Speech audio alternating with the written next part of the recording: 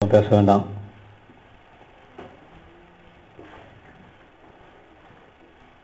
ஆமூரில், முசிறிக்கு பக்கத்தில் ஆமூர், அங்கே ஒரு அம்மா பல ஆண்டுகளுக்கு முன்பதாக 5 ரூபா வட்டிக்கு வாங்கி ஒரு 15,000 ரூபாய்க்கு ஒரு கறவை மாடு பிடிச்சாங்க. அந்த 15,000 ரூபா மாடு என்ன ஆயிடுச்சு என்றால், வாங்கி 3 நாள் கூட அவளை அவன் ஏமாற்றி வித்துட்டான் போல இருக்குது. மடி வியாதி வந்து அது பப்பரக்கான்னு படுத்துக்கிட்டு கண்ணு மொழி பிதுங்கி வாயில் நுர தள்ளி பேச்சு மூச்செல்லாம் போயிட்டு டாக்டர் வந்து பார்த்துட்டு முடியாதுன்னு சொல்லிட்டு போயிட்டாரு. அவங்க அந்த மாட்டை சாகிறத கேள்விப்பட்டுட்டு அடிமாட்டுக்கு கேட்பாங்க இல்லைங்களா, அடிக்கிறதுக்கு, அதுக்கு வந்து 300 ரூபாய்க்கு கேட்டுட்டு இருக்கிறாங்க. அந்த மாட்டை 250 ரூபாய்க்கும் 300 ரூபாய்க்கும் பேரம் பேசிட்டு இருக்கிறாங்க. அவங்க வீட்டுக்காரருக்கு கோவம் வந்து மம்முட்டி எடுத்துக்கிட்டு தோட்டத்துக்கு புதைக்கிறதுக்கு மண்வெட்டி தூக்கிட்டு போயிட்டார். நான் எதேச்சியா போனேன், என்னை கூப்பிடல, எதேச்சியா போனேன். எதேச்சியா போகும்போது ஒப்பாரி வச்சு அழுதுது. சின்ன வயசு தான். நான் நினச்சேன், சரி புருஷன் செத்தான்னு தெரில, புள்ள செத்தான்னு தெரில, இப்படி அழுகுது அந்த அம்மா அப்படின்ட்டு, அந்த ஒரே இதான்ப்பா இந்த அம்மாவுக்கு எப்படி ஆறுதல் சொல்லுன்னு யோசிச்சுட்டே இருந்தேன். கடைசியில் என்னம்மா ஆச்சுன்னு கேட்டால், கடைசியில் என் மாடு சாகிற மாதிரி கிடக்குதியா அப்படின்னாங்க. ஆனால் மாட்டுக்கு தான் இந்த ஒப்பாரி வைக்கிறியாமான்னு சொல்லிட்டு வாமான்னு சொல்லிட்டு டாக்டரை கூப்பிட வேண்டியதான். நான் டாக்டர்லாம் வந்து பார்த்துட்டாரியா, பிழைக்க முடியாதுன்னு சொல்லி வச்சேன். உங்கள் வீட்டுக்கார்ட்டியா சொல்லிட்டியாம்மா? வீட்டுக்கார்ட்டெலாம் சொல்லிட்டாங்க. கடைசியாக எங்கள் வீட்டுக்காருக்கு 250 ரூபா அடிமாட்டுக்கு கேட்கவும் அவர் மண்வெட்டி திட்டு தோட்டத்தில் குழி வெட்டுறதுக்கு போயிருக்காருங்க அப்படின்னு சொன்னிச்சு. அப்போ நாங்கள் ஜெபம் பண்ணிட்டு வந்துட்டோம். அடுத்த ஞாயிற்றுக்கிழமையே வந்து அந்த அம்மா சாட்சி சொன்னாங்க. அழுதுகிட்டே வந்துச்சு. என்ன ஆச்சோ தெரியலையேன்னு சொல்லி பயந்துக்கிட்டே இருந்தேன். கடைசியில் அந்த அம்மா சொல்லிச்சு, கத்தர் தான் ஊழியக்காரனை கொண்டாந்தாரு, ஊழியக்காரர் ஜெபம் பண்ணாங்க, 1 மணி நேரத்துக்குள்ள மாடு எழுந்திரிச்சிச்சு, அசை போட்டுச்சு, தீனி தின்றுச்சு, உடனே நான் மாட்டை கொண்டு போய் வித்துட்டு வந்துட்டேன், நான் கத்தருக்கு ஸ்தோத்திரன்னு சொல்லிச்சு. நல்லா தெரிஞ்சுக்கோங்க. இப்போ இந்த மாடு செத்து போயிருந்தா செத்து போயிருக்கும் இல்லையா? என்ன சொல்றீங்க? நல்லா தெரிஞ்சு வந்திருக்கு, எல்லாரும் தெரிஞ்சுக்கோங்க. நீங்க ரெண்டாவது நீங்க கடவுளா அப்புறமா இருங்க, விசுவாசியா ஊழியக்காரனா அப்புறமா இருங்க, விசுவாசி அப்புறமா இருங்க. மொதல் நீங்க மனுஷனா மாறணும். யாரா மாறணும்? இதுதான் சிங்கப்பூர்லயும் பேசிட்டு வந்தேன், மலேசியாவிலையும் பேசிட்டு வந்தேன். மொதல் நம்ம யாரா மாறணும்? மனுஷன்னா மனசாட்சி இருக்கிறவன் மனுஷன். யாருங்க? மனசாட்சி உடைய மனுஷனா நீங்கள் மாற வேண்டும். ரைட்டா? இப்ப 15,000 ரூபாய் மாடு செத்து போயிருந்தாலும் போயிருக்குமா? புதைச்சிருப்பியா? இப்ப கடவுள் அந்த மாட்டை காப்பாத்தினார்ல, கடவுளுக்கு ஏதாவது காணிக்கை செலுத்தலாமா, செலுத்தக்கூடாது? இந்த தேதி வரைக்கும் 10 ரூபா கூட தரல. 10 வருஷம் ஆச்சு.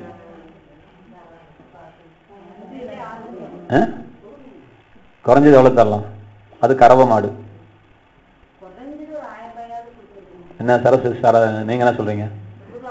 என்ன சாரதாமா என்ன சொல்றீங்க? ராஜசிஸ்டர் என்ன சொல்றீங்க?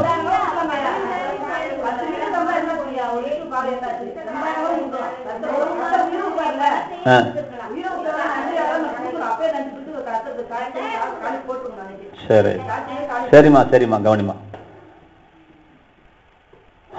அதாவது கடவுள் ஏன் கல்லானார், மனம் கல்லாய் போன மனிதர்களாலேன்னு ஒருத்தர் பாட்டு எழுதி வச்சுட்டு போயிட்டார். எனக்கு பதிலா பாட்டு எழுதி வச்சுட்டு போயிட்டார். நாகராஜுக்கு போட்ட கூட செய்தி கேட்பார்னு நினைக்கிறேன்.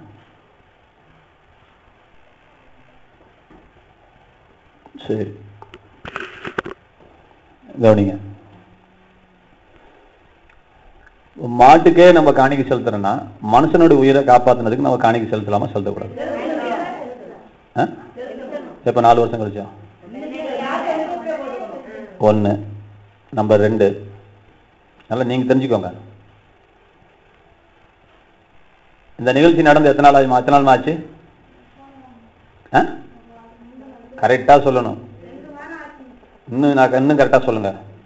நிகழ்ச்சி நடந்து, நான் சொல்றேன், நிகழ்ச்சி நடந்து இது 3வது வாரம். நிகழ்ச்சி நடந்து, நல்லா கேட்டுக்கோங்க. கேட்டுட்டீங்களாமா? எத்தனை வாரம் ஆச்சு பாத்தீங்களா? 3 நாள் ஆயிடுச்சு பாத்தீங்களா? விஷயம் கேளுங்க. 5வது வாரம் இது.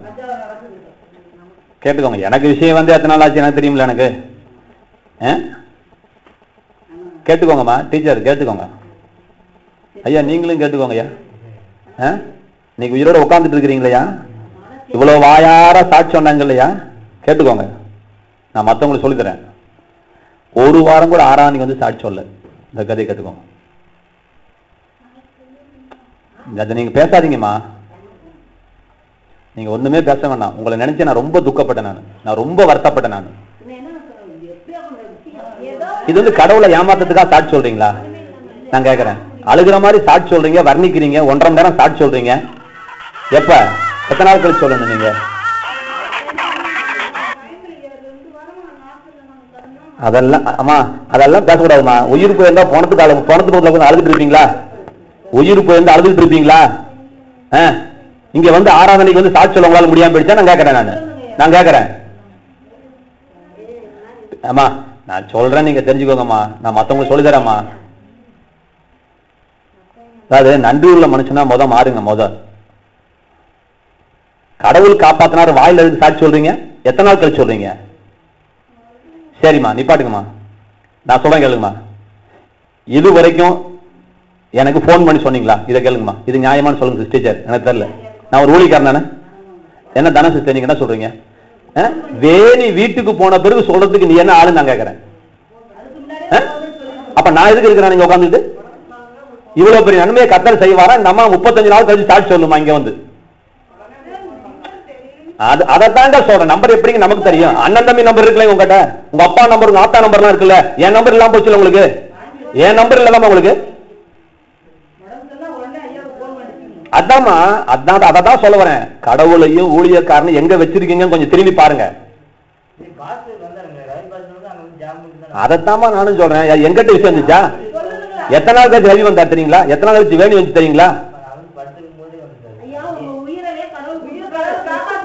ஐயா, உங்களுக்கு ஆண்டவரை பத்தி தெரியாதுங்க. அவங்களுக்கு தெரியும் ஆண்டவரை பத்தி, உங்களுக்கு தெரியாது. இன்னைக்கு நீங்க உட்கார்ந்துட்டு இருக்கிறது காரணம் ஆண்டவர்னு ஆண்டவருக்கும் தெரியும், இவங்களுக்கும் தெரியும். உங்களுக்கு நினைவெல்லாம் போச்சு 5 நாளைக்கு பட்டப்பாடு அவங்களுக்கு தெரியும். ஏமா, காசை பத்தி பேசக்கூடாதுமா. காசுக்கும் சாட்சிக்கும் சம்பந்தமே கிடையாதுங்க. ஏமா, ஆஸ்பத்திரியில் 5000 கட்டினாதான் உங்க மகனுக்கு உங்க புருஷனுக்கு ஊசி ஏத்தனா விட்டுருவீங்களா? அப்படி சொன்ன என்ன செய்வீங்க?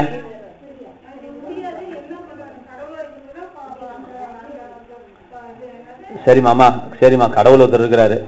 உங்க ஊர்ல இருந்து இங்க வரத்துக்கு பஸ் காசு இல்லைன்னு சொல்றாங்கம்மா. இந்த கதையை கேட்டுக்கோங்கம்மா. ஊர்ல இருந்து இங்க வரத்துக்கு பஸ் காசு இல்லை, அதனால வரல சாட்சி சொல்றீங்க. நாங்க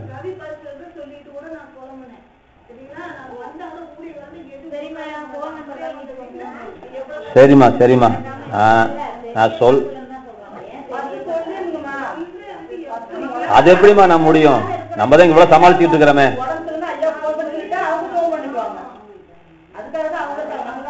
கவனிங்க, நீங்க பேசிட்டே இருந்தா நான் அங்க ரெக்கார்ட் ஆகிட்டு இருக்குது நான் பேசுறது. நீங்க பண்ணதுல ஒரு தெய்வம் கூட கிடையாது. எனக்கு ஒரு போன் பண்ணி சொல்ல முடியாது. ரவி வந்தார்ல படுத்துட்டு இருக்கும் போது நான் கேட்கிறேன், ரவி வந்தார்ல, ரவி போனுக்கு என் போனுக்கு ஓசு போன் தானே போட்டீங்களா? ஏன் கேன் போடல? படுத்துட்டு இருக்கும்போது ஐயா வந்தார்ல.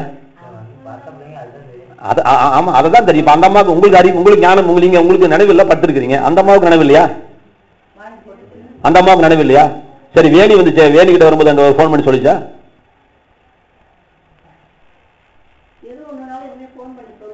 அதெல்லாம் நம்ம சொல்ல மாட்டாங்க.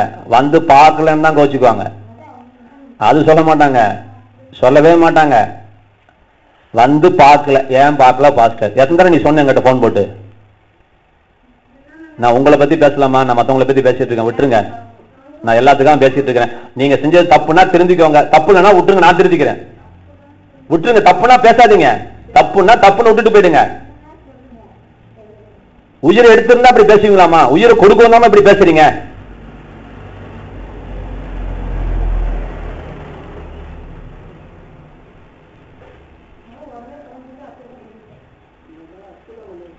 நீங்க நல்ல விசுவாசியா இருந்தா என் உயிர் போனாலும் வெள்ளிக்கிழமை ஆராதனையில போட்டு சொல்லிட்டு முதல் கடவுளுக்கு பொருத்தனை பண்ணுங்க. காசு கிடக்குது ரெண்டாவது. உயிர் கொடுத்த கடவுளுக்கு அவன் நடந்து போனான். இங்க இருந்து வேளாங்கண்ணிக்கும் மருதமலைக்கும் நடந்து போறாங்க கால் கடுக்க. நீங்க உட்காந்துட்டு பஸ்ல ஏறி உட்காந்து நீங்க இறங்கிட்டாது போங்க. உயிர் கொடுத்தது கடவுள்னா செய்யுங்க. அப்படி இல்ல மாத்திரை தான் உயிர் கொடுத்துச்சுனாலும் மாத்திரை புகழ்ந்துகிட்டு இருங்க.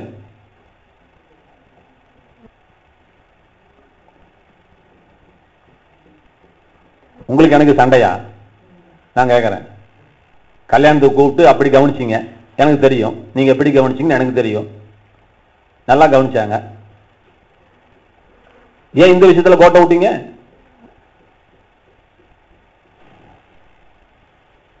சரி, நான் மற்றவங்களுக்காக அந்த காரியம் சொல்றேன், நீங்க இந்த தவறு பண்ணக்கூடாது. இன்னைக்கு கையில காசு இல்லாமல் இருக்கலாமா? நான் சொல்றேன் கேளுங்க. கையில காசு வந்த அன்னைக்கு பொருத்தனை பண்ணுங்க. ஆண்டவரே, என் புருஷனோட உசுரை நீங்க தந்ததுக்காக நான் ஒரு காணிக்கை செலுத்துறேன் ஆண்டவரேன்னு சொல்லிட்டு நீங்க அப்பயே பொருத்தனை பண்ணிருக்கணும். சரி, ரைட், சரி, ரைட் ரைட் ரைட் எனக்கு தெரியாது நீங்க பண்ணினீங்களான்னு தெரியாது. நான் சொல்லி அதெல்லாம் சபையில சாட்சி சொல்லணும்.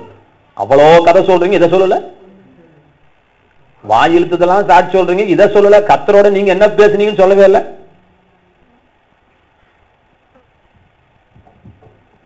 ஆபத்து காலத்தில் பொருத்தனை செய்த என்னை நோய்க்கு கூப்பிடு, நான் உன்னை விடுவிப்பேன், நீ என்னை மகிமைப்படுத்துவாயின்னு கர்த்தர் சொல்லியிருக்கிறார். சரி, திருவிருந்த செய்திக்கு நம்ம கடந்து போவோம். செய்திக்கு முன்பதாக நான் ஏற்கனவே சொன்ன சில காரியங்களை நான் சொல்லுகிறேன். நீங்க எத்தனை 1000 வருஷம் கோயிலுக்கு வரீங்கிறது கர்த்தருக்கு காரியம் இல்லை. நல்லா விளங்கிக்கோங்க. கடவுளுடைய செயல்படும் முறைகள், அவர் எந்த விதத்தில் அவர் செயல்படுகிறார் என்பதை நாம் கற்றுக்கொள்ள வேண்டும். உங்கள் சிந்தனைக்கு நான் கொண்டு வருகிறேன். கடவுளால மனுமக்களுடைய கஷ்டங்களை தீர்க்க கூடுமேயானால், நல்லா கவனிக்கணும், சும்மா சாதாரணமாக கேட்டுட்டு இருக்க கூடாது. இது அமெரிக்காவில் உட்காந்துட்டு இருக்கவங்க கேட்டாவே அவனுக்கு புரியறதுக்கு இன்னொரு கொஞ்சம் மண்டை வேணும். நான் சொல்றதை கொஞ்சம் நல்லா யோசிச்சு பதில் சொல்லுங்க. கடவுளால மனுமக்களுடைய குறைகளை தீர்க்க முடியுமானால், தீர்க்க ஆமா. அந்த புதுசா வந்த அம்மா, நீங்க எதுக்கு வந்தீங்க? உங்களை யார் கூட்டி வந்தாங்க? வந்தோடனே வேடிக்கை பார்க்க சொன்னீங்களா? வந்ததுல இருந்து அவங்க உடம்பு தான் இங்க இருக்குது. வந்தது இல்ல வந்தது யாருக்காக? உங்களுக்காக, குழந்தைக்காவா? உங்களுக்காகவா? 2 பேருக்கும் தானே. ஆஸ்பத்திரியில் போனா டாக்டர் மாத்திரை எழுதும் போது எவ்வளவு கவனமா இப்படிதான் சாப்பிடணும்னு சொன்னா கேட்பீங்களா? கேட்க முடியுமா? அந்த மாதிரி கேளுங்க. உங்க குழந்தைய அவங்க அம்மா பார்த்து, உங்க அம்மாவை அவங்க அம்மா பார்த்துக்கோங்க. நீங்க உங்க அம்மா, உங்க குழந்தையும் மறந்து உங்க அம்மாவையும் மறந்து கொஞ்ச நேரம். நான் இயேசுவை பத்தி பேச கிடையாது. நான் திரும்பவும் சொல்றேன், இங்க நாங்க இயேசுவை பத்தி நாங்க சொல்லி தரல. படைச்ச கடவுளை தெரிந்து கொள்ள வேண்டியது உங்க கடமை. நாங்க அதுக்கு பாதை காட்டுறோம். படைத்த கடவுளை ஒவ்வொரு மனிதனும் கண்டுகொள்ளணும், அதுக்கு நாங்க உதவி செய்யறோம். நாங்க உங்க வாயில திணிக்கல. கடவுள் ஒரு மனுஷனையும் திணிக்கிற கடவுள் கிடையாது. புரியுதுங்களா? கடவுள் ஒரு மனிதனை கட்டாயப்படுத்துன்னு நினைச்சிருந்தாருன்னா உலகமே செயல்பட முடியாது.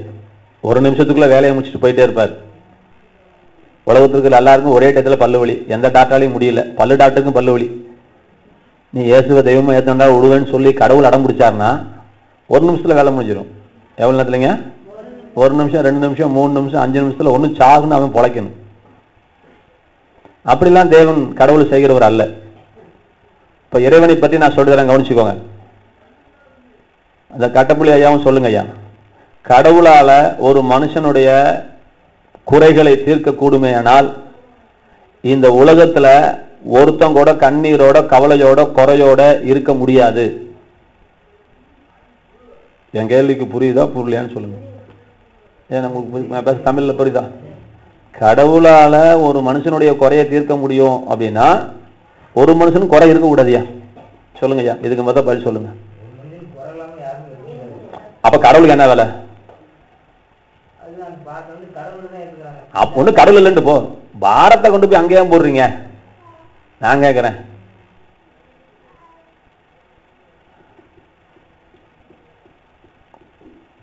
சரி கவனிங்க. இப்ப நான் சொல்றேன், புரிஞ்சுக்கோங்க. இப்ப நான் என்ன சொல்றேங்கிறத புரிஞ்சுக்கோங்க.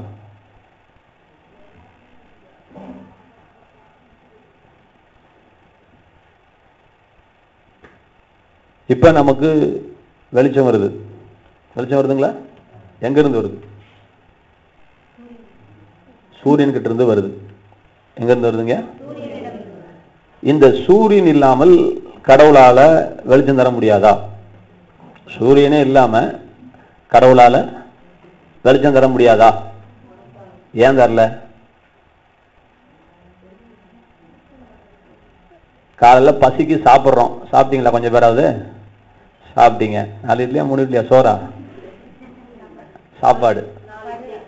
ஆமா, டீச்சர் 4 இட்லி இலைக்கணுங்கிறதுக்காக. கவனிங்க, வெயிட் பண்ணுங்க.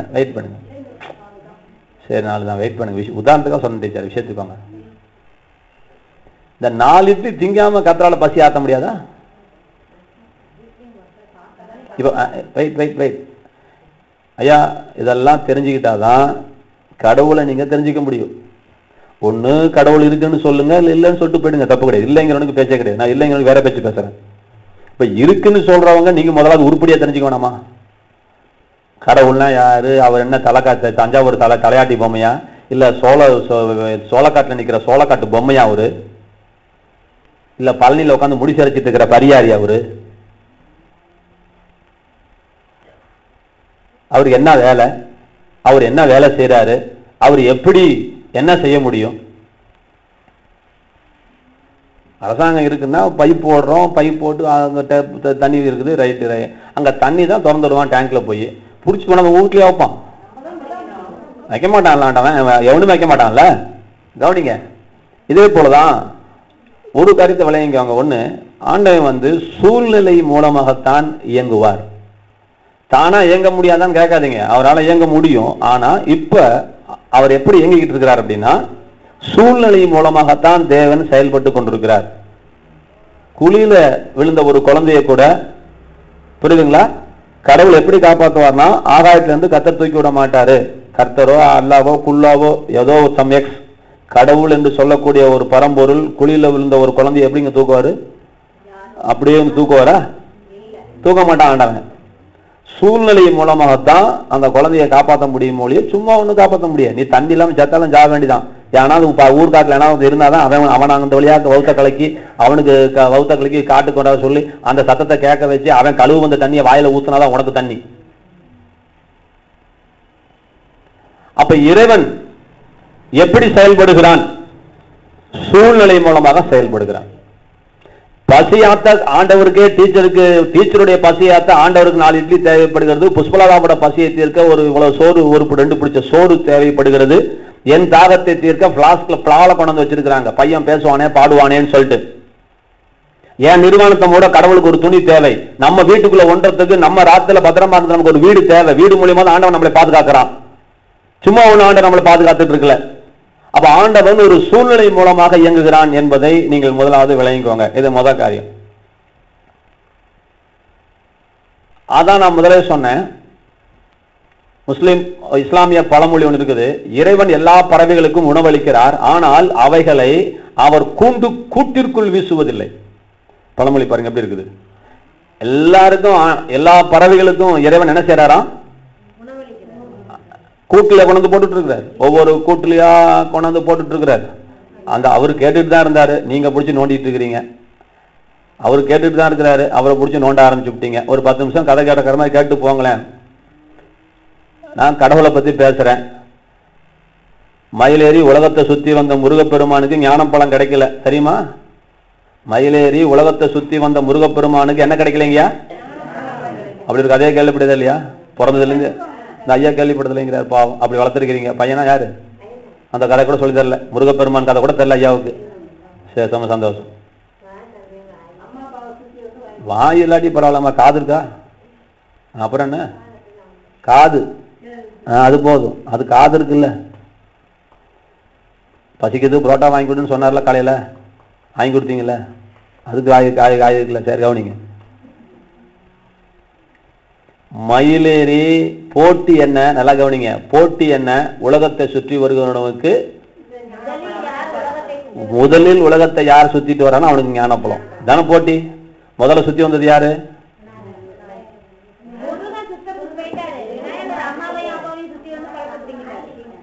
என் கேள்விக்கு இந்த கஜ கஜ கஜன்னு பதில் சொல்றாரு. உலகத்தை சுத்தி வந்தது யாரு? பழம் யாரு கிடைச்சது? இது ஒரு 200 வருஷமா தமிழ்நாட்டில் சொல்லிட்டு இருக்கிறாங்க. இன்னும் மக்களுக்கு மடையில மூளை கலக்கணும்னு நினைச்சிடும். எவன் சுத்தினா எனக்கு என்னன்னு சொல்லலைங்க. கதைகள் எல்லாம் ஞான அர்த்தங்கள் வாய்ந்தது, புரியுதுங்களா? ஒரு கதை கூட விளையாட்டு கதை கிடையாது. சில காரியங்களை சொல்லி புரிய வைக்க முடியாதுங்கிறதுனால சில கதைகள் மூலமாக சில காரியங்களை சொல்லி வச்சாங்க. மயிலேறி உலகத்தை சுற்றி வருவது உன் ஞானத்தால் நீ பிழைப்பதற்கான வழியை செய்வது. உன்னுடைய சுய பலத்தால், சுய அறிவால், சுய தெம்பால ஒரு காரியத்தை செய்ய முற்படுவதற்கு பேர் மயிலேறி உலகத்தை சுற்றி வருவது. அதான் போட்டி. ஆனா உண்மை என்ன அப்படின்னா, அம்மையப்பனை சுற்றி வந்துதான் ஞான பலத்தை பெற்றுக்கொண்டார்.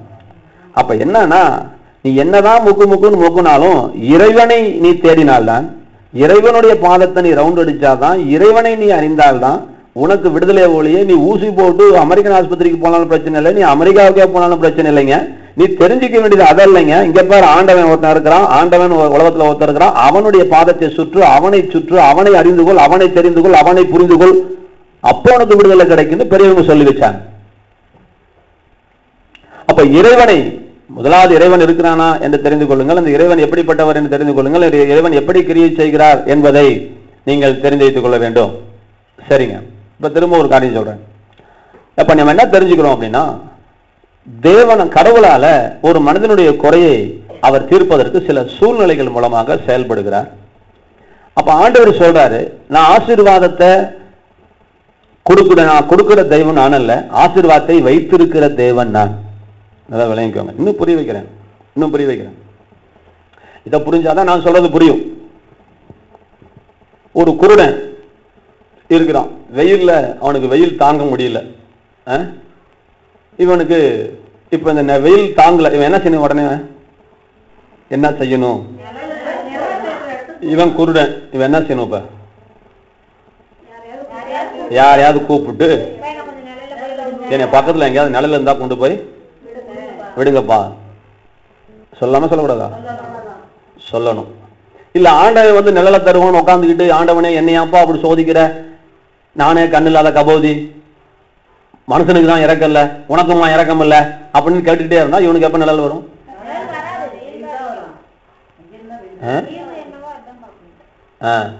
சரி, கொண்டு போய் நிழல்ல விட்டா இவன் வாயை மூடிட்டு அங்கதான் உட்காந்துட்டு இருக்கணும். இவன் திரும்பி லொல்லு பிடிச்சிட்டு வெளியே வெயில்ல வந்தா வெயில் அடிக்க மாட்டேங்காதா? இப்ப கவனி. இப்ப இறைவன் எப்படி இயங்குகிறான்னு பாரு. இறைவன் கொண்டாந்து ஊட்ட மாட்டான், இறைவன் வச்சிருக்கிறான்.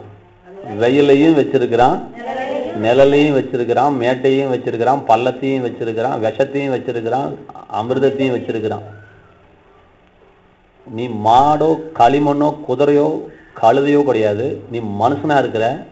நீ தெரிஞ்சுக்கோ, புத்தி உழுத்தனமா நீ தெரிஞ்சுக்கிட்டு எதை எடுக்கணுமோ அதை எடுத்து எப்படி பொழைச்சிக்கணுமோ அப்படி பொழைச்சிக்கோ. என்ன குறை சொல்லாத. உன்னை கட்டி வச்சு வளர்த்துருந்தனா பொறுப்பு அவருதான் போயிருக்கும். காக்கா கூட கத்தர் கட்டி வச்சு வளர்க்கல. குதிரை கழுதைய மாட்டை தான் நம்ம கட்டி வைக்கிறோம். காட்டில் இருக்கிற மாட்டை ஆண்டவன் கட்டி வச்சு வளர்க்குறான். நீ வீட்டுக்குள்ள கொண்டு வரவன் தான் உன்னதும் திருடிட்டு போகக்கூடாதுன்னு சொல்லிட்டு மாட்டை கட்டி வச்சுட்டு இருக்கிற, மக்கள் வீட்டுக்கு போகக்கூடாது. காட்டில் இருக்கிற எந்த மாட்டை ஆண்டவன் கட்டி வச்சு வளர்க்குறான்? மாட்டை கூட கட்டி வச்சு வளர்க்கல, உன்னையும் கட்டி வச்சு வளர்க்க தேவன் விரும்பல. புரியுதுங்களா? அப்போ உன்னை சுதந்திரமா தேவன் விட்டுருக்கிறாரு. அப்போ சுதந்திரமா தேவன் விட்டுருந்தாருன்னா நீ என்ன செய்யணும்? எது நல்லது, எது கெட்டது, எது செய்யணும், எது செய்யக்கூடாது, எதை எடுத்துக்கணும், எதை எடுத்துக்கூடாதுங்கிற அறிவை ஆண்டவன் உனக்குள்ள வச்சிருக்கிறான். அந்த அறிவை பயன்படுத்தி தான் நீ பிழைக்க வேண்டும். எப்படி நிழலை கொண்டு வந்து கடவுள் தரமாட்டானோ, தண்ணியை கொண்டாந்து வாயில தரமாட்டானோ, நல்லா கவனிங்க. ஆண்டவன் கொண்டாந்து சோத்தவன் வாயில ஊட்டலாமா? ஆமா, சோறே கிடையாதுமா, மரத்துல பழம் இருக்குதுமா, சோறு சிஸ்டமே இல்லை, விட்டுருங்க. இப்ப டெய்லி வேலைக்கு பழம் பொத்துன்னு கீழே விழுந்து இவன் மடியில கொண்டு விழுவுமா? உனக்கு பசினா நீ போய் திங்கணும். உனக்கு பசினா நீ போய் திங்கணும். ஆண்டவன் பழத்தை தான் தருவான். அதையும் கூட எழுதி வச்சுக்கிறேன் பாருங்க. எழுதி வச்சதான் எனக்கே தெரியும், நான் எழுதிக்கிறேன், நீங்க எழுதாதீங்க, பிரசங்கத்தை. ஆண்டவன் பாலைத்தான் தருவானா, நெய்ய தரமாட்டானா? இது ஒரு பழமொழி, சீன பழமொழி.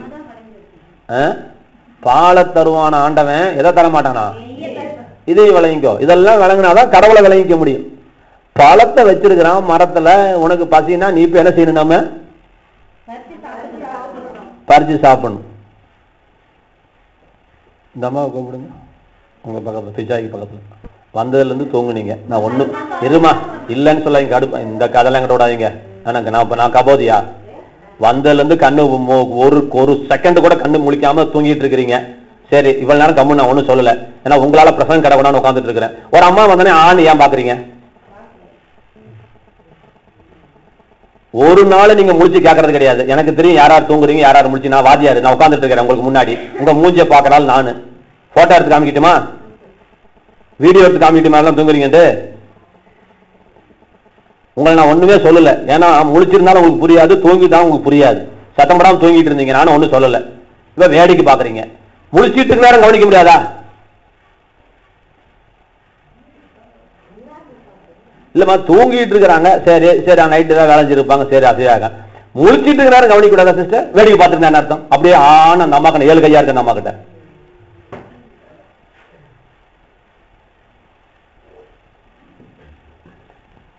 இன்னைக்கு செய்தியை விட்டுட்டு நான் தடுமாறிட்டு கிடக்கேன். இன்னைக்கு செய்திக்குள்ளேயே போகல. இன்னைக்கு திருவிருந்து ரொம்ப ரொம்ப ரொம்ப ரொம்ப ரொம்ப முக்கியமான செய்தி. என் வாழ்க்கையில ஒரு பெரிய திருப்பு முனையை கொண்டு வரக்கூடிய ஒரு செய்தியை இன்னைக்கு நான் கொண்டு வந்து வச்சிருக்கிறேன். அதை கொண்டு வந்து கொடுக்க முடியாம இன்னைக்கு கலாட்டா பண்ணிட்டு இருக்கிறீங்க. ஆண்டவன் பாலைத்தான் தருவான், நெய்யை தரமாட்டான். சரியா தப்பாமா? இல்லைங்க, நான் இந்த தடவை ஆண்டவர்கிட்ட வேண்டிட்டு நான் பால் மாடி மாட்டை கறக்க போறேன், நிச்சயமா நெய் வரும். ரத்தம் தான் வரும். பால் முடிஞ்ச பிறகு நெய் வராது, மோரும் வராது, தயிரும் வராது. சரியா? அப்ப மறுபடியும் தெரிஞ்சுக்கோ, ஆண்டவன் ஒரு குறிப்பிட்ட எல்லையில நிக்கிறாங்க. அந்த எல்லைக்குள்ள போய் நீ வாங்கிக்கணும். எப்படி தெருவோரத்துல பைப் போட்டாலும் பைப்பு தான் போட்டது, பைப்பை திறந்து விடுவானே ஒழிய அவன் கொண்டாந்து பிடிச்சி வீட்டு ரொப்பி அவன் உனக்காக சமைச்சு கொடுக்க மாட்டாங்க. நம்ம தான் செஞ்சுக்கணும். இது விளங்கிக்கோங்க. ஆண்டவன் இப்ப எந்த சிஸ்டத்துல செயல்படுகிறான், நம்ம எது வரைக்கும் போகணும், ஆண்டவன் எது வரைக்கும் வருவான், ஆண்டவனை நம்ம எப்படி நம்ம வாழ்க்கையில பயன்படுத்தணும் அப்படிங்கிறதா விஷயம் ஒழிய ஆண்டவன் செய்வான் ஆண்டவன் செய்வான் ஆண்டவன் செய்வான்னா ஆண்டவன் ஒரு சுக்கும் செய்ய மாட்டான். ஆண்டவன் ஒரு சுக்கும் செய்ய மாட்டாங்க. நம்ம நினைச்சிட்டு இருக்கோம் ஆண்டவன் செய்வான் ஆண்டவன் செய்வான். உனக்கு என்ன செய்யல ஆண்டவன் அதை சொல்லு. உனக்கு என்ன செஞ்சு வைக்கல? நீ உயிர் வாழ்றதுக்கு, நீ பொழைக்கிறதுக்கு ஆண்டவன் என்ன செய்யாம போயிட்டான்? ஆண்டவன் என்ன ஈவிரக்கம் இல்லாத மிருகமா? ஆண்டவன் என்ன மனசாட்சி இல்லாத மிருகமா? மாடா? அறிவு இல்லாம இருக்குதா மாடா? கழுவி ஆண்டவன்? நான் கேட்கிறேன். இன்னும் நமக்கு அறிவு இருக்கிறது போல ஆண்டவனுக்கு மண்டையில சாணி இருக்கிறது போல நினைச்சிட்டு ஆண்டவர்கிட்ட பேசிட்டு இருக்கிறோம். நமக்கு தான் இறக்க இருக்கிறது போல ஆண்டவனுக்கு இறக்கமே இல்லாத கல்லஞ்சக்கார மாதிரி பேசிட்டு இருக்கிறோம். ஆண்டவனுக்கு இறக்கம் இல்லையாங்க? என்னம்மா புதுசா வந்திருக்கிறமா? சத்தம் வரன்னு பயப்படாதீங்க, புரிஞ்சுக்கோங்க. இவங்க பண்ற கூத்துனால உங்க மேல கோவத்தங்க, உங்க மேல கோவத்தக்காரல பேசுறான்னு தெரிஞ்சுக்கோங்க. வரது கடவுளை தெரிஞ்சுக்கோங்க. நாங்க வேற ஒரு கடவுளை கும்பிட சொல்ல. இங்க ஒரு ஸ்பீக்கர் பாக்ஸ் இருக்குன்னா அந்த ஸ்பீக்கர் பாக்ஸ்ல ஒரு 6 8 2 4 6 7 சுவிட்ச் இருக்குது. இந்த 7 சுவிட்ச்ல நான் எதை ஆப்ரேட் பண்ணணும் அப்படின்னு பாருங்க. Hello hello hello check check check check. நான் வேணும்னா அதை வச்சுக்கலாம், இல்லைன்னா குறைச்சிக்கலாம். எல்லாம் அட்ஜஸ்ட்மெண்ட் இருக்குது நமக்கு. நீங்க இந்த ஸ்பீக்கர் பாக்ஸை கும்பிட வேண்டாம். ஆண்டவரே அவரு பேசுனா ஹலோனா ஹலோ ஹலோ ஹலோங்குது. நான் ஒரு நாள் கூட ஹலோ ஹலோ ஹலோன்னு சொல்ல மாட்டேங்குது. ஹலோ ஆண்டவரே இந்த தடவையாவது நான் ஹலோன்னு சொல்றேன்ப்பா, எனக்கு ஒரு 3 தடவை ஹலோன்னு திரும்பி வந்துட்டுப்பா. அப்படின்னா நீ எத்தனை ஜென்மம் வேண்டினாலும், நீ ஆடு கோழி வெட்டினாலும், நீ வீட்டையே நீ தியாகம் பண்ணி வேண்டிக்கிட்டாலும் இந்த இது ஹலோ ஹலோ ஹலோன்னு சொல்ல போறதில்ல. அம்மா நான் சொல்றது புரியுதா? அதுக்கு சில வழி இருக்குல்ல, அதான் விஷயம். இது போல இறைவனுடைய வல்லமையை நாம் அனுபவிப்பதற்கு சில வழிமுறைகளை இறைவன் வைத்திருக்கிறான். அதை விட்டுட்டு ஆண்டவனே ஆண்டவனே ஆண்டவனேன்னு உட்காந்துட்டு பஜனை பாட்டு பாடுறதெல்லாம் 10 பைசாவுக்கு பிரயோஜனம் கிடையாது. நல்லா புரியுதுங்களா? அவசரத்துல நம்ம ஜெபம் பண்றோம், அழுகிறோம், அதெல்லாம் சிறு பிள்ளைகள் பண்ணுகிற வேலை போல, அதெல்லாம் ரைட்டு. ஆனாலும் அதற்கு மேல நம்ம எப்படி செயல்பட முடியும், ஆண்டவர் எப்படி செயல்படுகிறார் என்பதை நாம் அறிந்து வைத்துக் கொள்ள வேண்டும். ஏற்கனவே நான் சொல்லியிருக்கிறேன், இறைவன் ஆசீர்வாதத்தை வைத்திருக்கிறான். அவனால் ஆசீர்வாதத்தை தர முடியும், ஆனா தரமாட்டார். நம்ம தான் எடுத்துக்கணும். ஏன்னு நீ அவன்கிட்ட போய் கேளு, ஆண்டவன்கிட்ட போய் கேளு, ஆண்டவன்கிட்ட போய் கேளு. ஏன்னு என்ன கேட்காத. நான் படுத்துக்குவேன், நான் சமைக்கவே மாட்டேன், என்ன செய்வனும் தெரியாது, ஆண்டவன் என் பசியை தீர்க்கணும் அப்படின்னு வம்பு கட்டு ஆண்டவன்ட்ட. நீ ஆண்டவனா இருந்தா என் பசியை தீர்த்துட்டு பார்க்கலாம், நான் உன் கோயிலுக்கு வரேன்னு. உன் போனதான் சுடுகாட்டுக்கு போவோம், ஆண்டவன் வந்து உனக்கு சோறு போட மாட்டான். இல்ல அப்படி ஒரு ஆண்டவன் தான் சொல்லுவேன், நான் வந்து கும்பிடுறேன்.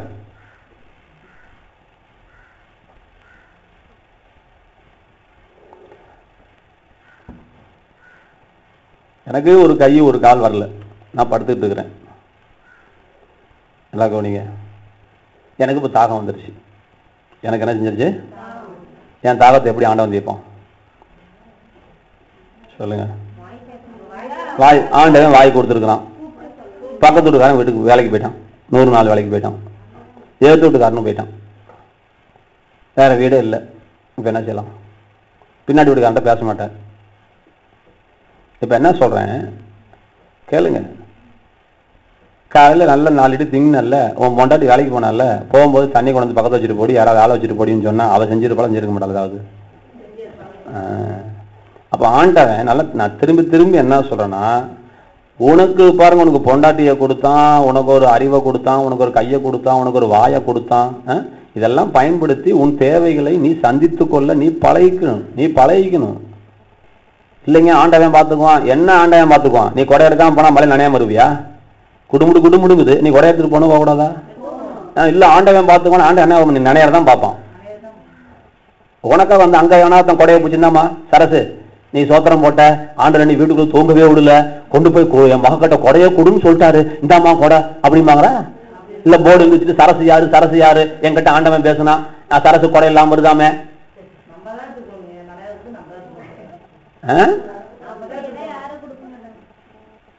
ஆமா, நான் உங்களை பத்தி பேசலாம், ஆண்டவனை பத்தி பேசிட்டு இருக்கேன். ரைட்டு, கவனிங்க. அப்ப ஆண்டவன் எப்படி செயல்படுறாங்கிறத முதல் தெரிஞ்சுக்கிட்டு தான் நீங்க அப்புறம் ஆண்டவன்ட்ட வரணும். சும்மா ஆண்டவனே பஜனை பாட்டு பாடுறதுக்கெல்லாம் 10 பைசாக்கு பிரயோஜனம் கிடையாது.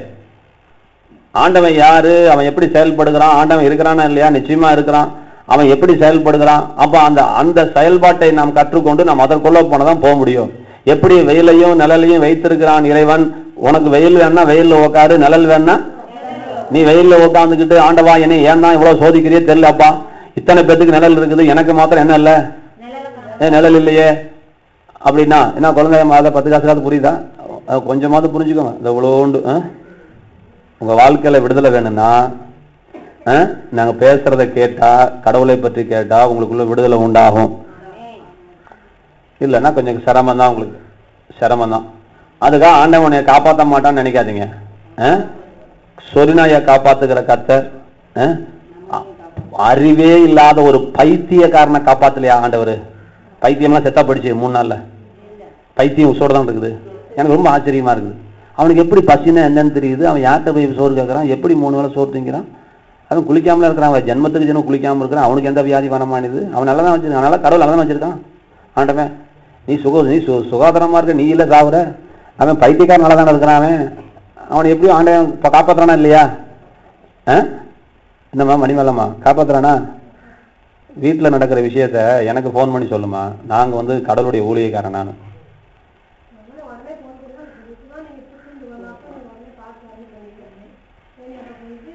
சரி, நீங்கள் புரிஞ்சுக்கிட்டும் புரியாத மாதிரி பேசுறீங்க, விட்டுருங்க. புரிஞ்சுக்கிட்டும் புரியாத, இவங்க தூங்கிக்கிட்டும் எழுப்பிடலாம். நான் யாருக்கும் தெரியாத ஒரு விஷயம் அந்த அம்மாவுக்கு தெரியும், அந்த விஷயம் எனக்கு தெரியும், அந்த விஷயத்த எங்க 2 பேருக்கு தெரியும். நான் அதை கேட்டா இந்த அம்மா எனக்கு அதை தெரியாதது போல வேற ஏதாவது பேசுது இந்த அம்மா, விட்டுருங்க, தப்பு இல்லை. ஒருவன் வியாதிப்பட்டால் சபையின் மூப்பனை வரவழைப்பானாக. ஒருவன் வியாதிப்பட்டால் சபையின் மூப்பனை வரவழைப்பானாக. ஏன் வரவழைக்க சொன்னாரு? அவனால் நடக்க முடியல, அதனால அவனையால் வர சொல்லுனார். அந்த காலத்துல செல்போன் இல்லை, இந்த காலத்துல செல்போன் இருக்குல்ல, பாசுக்கு சொல்லலாம்ல. நீயே முக்கிறதுக்கு நான் எதுக்குமா? இஸ்ரவேல் ஜனங்கள் யோர்தானை கடந்து போகணும். யோர்தான் வந்து அந்த இடத்துல காட்டாரு, பிச்சுக்கிட்டு போகுது தண்ணி. இது எத்தனை லட்சம் தடவை நான் பிரசங்கம் பண்றது? இது 1,000,001 வச்சுக்கோங்க. பிச்சுக்கிட்டு ஓடுது தண்ணி. அப்போ ஆண்டவர் சொன்னாரு, ஊழியக்காரன் உடன்படிக்கை எப்படி சுமந்துட்டு இருக்கிறான், அவனை கொண்டு போய் யோர்தான் இதுல கால் வைக்க சொல்லு. அப்ப அவன் போய் காலை வச்ச உடனே தண்ணி அப்படியே 2ஆ பிளந்துருச்சு. பிளந்து நிலம் காஞ்சி வெட்டாந்தரையா இருக்குது. ஈரம் கூட இல்லையா, உலர்ந்து போய் காஞ்சி போய் கிடக்கிற தரையாய் கர்த்தர் மாற்றி 30-40 லட்சம் ஜனங்களும் அக்கறைப்பட்டு போற வரைக்கும் அந்த நதி 2ஆ கிழிஞ்சிருக்குது. இந்த உடன்படிக்கை பெட்டியை சுமக்கிற ஆசாரியர்கள் அந்த கரை ஏறின பிறகுதான் அந்த தண்ணி மூடுது. இப்படின்னு கர்த்தர் ஏன் சொல்லியிருக்காரு? உனக்காக ஒரு ஊழியக்காரன் இருக்கிறான், உன் பிரச்சனைக்காக ஜெபிக்கிற ஒருத்தன் இருக்கிறான், அவங்கிட்ட நீ இன்ஃபார்ம் பண்ணணும். அவன் உனக்காக தேவசாமத்துல போய் ஜெபிக்கும் பொழுது உனக்கு விடுதலை கிடைக்குன்னு ஆண்டவன் சொல்லி இருக்கிறான்னு 1.5 கோடி தடவை சொல்லி கொடுத்துருக்கிறேன். சொல்ற அன்னைக்கு நம்ம வரதும் கிடையாது, அதை மனசுல வச்சுக்கிறதும் கிடையாது. எப்படியாவது ஊழியக்காரட்ட மறைச்சிடலாம். ஏம்மா உலகத்தாங்கிட்ட மறைக்குமா, ஊழியக்காரன்ட்ட மறைக்காத. டாக்டர் கிட்டையும் வக்கீல் கிட்டையும் ஊழியக்காரங்கிட்டையும் மறைக்க கூடாது. டாக்டர் கிட்டையும் வக்கீல் கிட்டையும் ஊழியக்காரங்கிட்டையும் மறைச்சா உனக்கு தான் அனர்த்தம், அவனுக்கு அனர்த்தம் கிடையாது. எத்தனை மாத்திரை குடிச்சேன்னு சொன்னா தான் அவன் அதுக்கு தகுந்த மாதிரி ட்ரீட்மெண்ட் கொடுப்பான். 2 தாங்க தின்னா அவன் அதுக்கு தகுந்த மாத்திரை கொடுப்பான். உண்மையை சொல்லிட்டான்னா கடன் அவன் ட்ரீட்மெண்ட் கொடுத்துருவான். எங்க விசுவாசிகிட்ட தலையால் அடிச்சுக்குவேன். டாக்டர்கிட்ட போனா அவனை பேச விடாத, அவனை கேள்வி கேட்க விடாத. எத்தனை மாசமா இருக்குது, இப்படி வந்தா என்ன, வரத்துக்கு முன்னாடி என்ன, எப்பப்பெல்லாம் வருது, எத்தனை நாளைக்கு ஒருக்க வருது, இப்படி வந்தா என்னென்ன பாதிப்பு எல்லாம் சொல்லு அப்படிமே. அவனை கேட்க விடாத, நீ சொல்லிவிடு. கடன்னு சொல்லு. அவனுக்கா தெரியும் நீ இல்ல வேதனைப்பட்ட. வந்தா மயக்கம் வருதா, எத்தனை நாள் மயக்கம் வருது, எத்தனை மணி நேரம் மயக்கத்தில் இருக்கிற, மயக்கம் வரவங்களுக்கு என்னென்ன செய்யுது, எப்பப்பெல்லாம் வருது, எத்தனை நாளைக்கு ஒருக்க வருது, எத்தனை மாசமா தொடர்ந்து இருக்குது, இதெல்லாம் சொன்னா அவன் புரிஞ்சுக்குவான். நீ ஏதாவது வந்த மயக்கங்க ஊசி போடனா மயக்கத்தை ஊசி போட்டு போடுவான். அவனுக்கு என்ன, அவன் 2 கேள்வி கேட்பான். அவனுக்கு தலையெழுத்தா? ஒரு விசுவாசிக்கு செய்தி கேட்டுட்டு இருக்குது, கொண்டு போய் சேலத்தில் போய் இருக்கிறதுலே பெரிய ஹாஸ்பிட்டல், தமிழ்நாட்டிலே நம்பர் 1 ஹாஸ்பிட்டல்னு சொல்லிட்டு விநாயகா மிஷன் ஹாஸ்பிட்டல் போய் சேர்த்தாச்சு. அந்த டாக்டர் வந்து கேரளாக்காரரு, ஓணம் பண்டிகை லீவ் போட்டு போயிட்டாரு. 3 நாளா எட்டி பார்க்க இவருக்கு குளிராச்சும் நடுங்கிட்டு இருக்காரு, போர்வையை போட்டு துபில் தூக்கி போட்டுட்டு இவருக்கு. அவரு ஓணம் பண்டிகைக்கு போயிட்டாரு. இவர் பார்க்குற டாக்டர் எங்க போயிட்டாரு?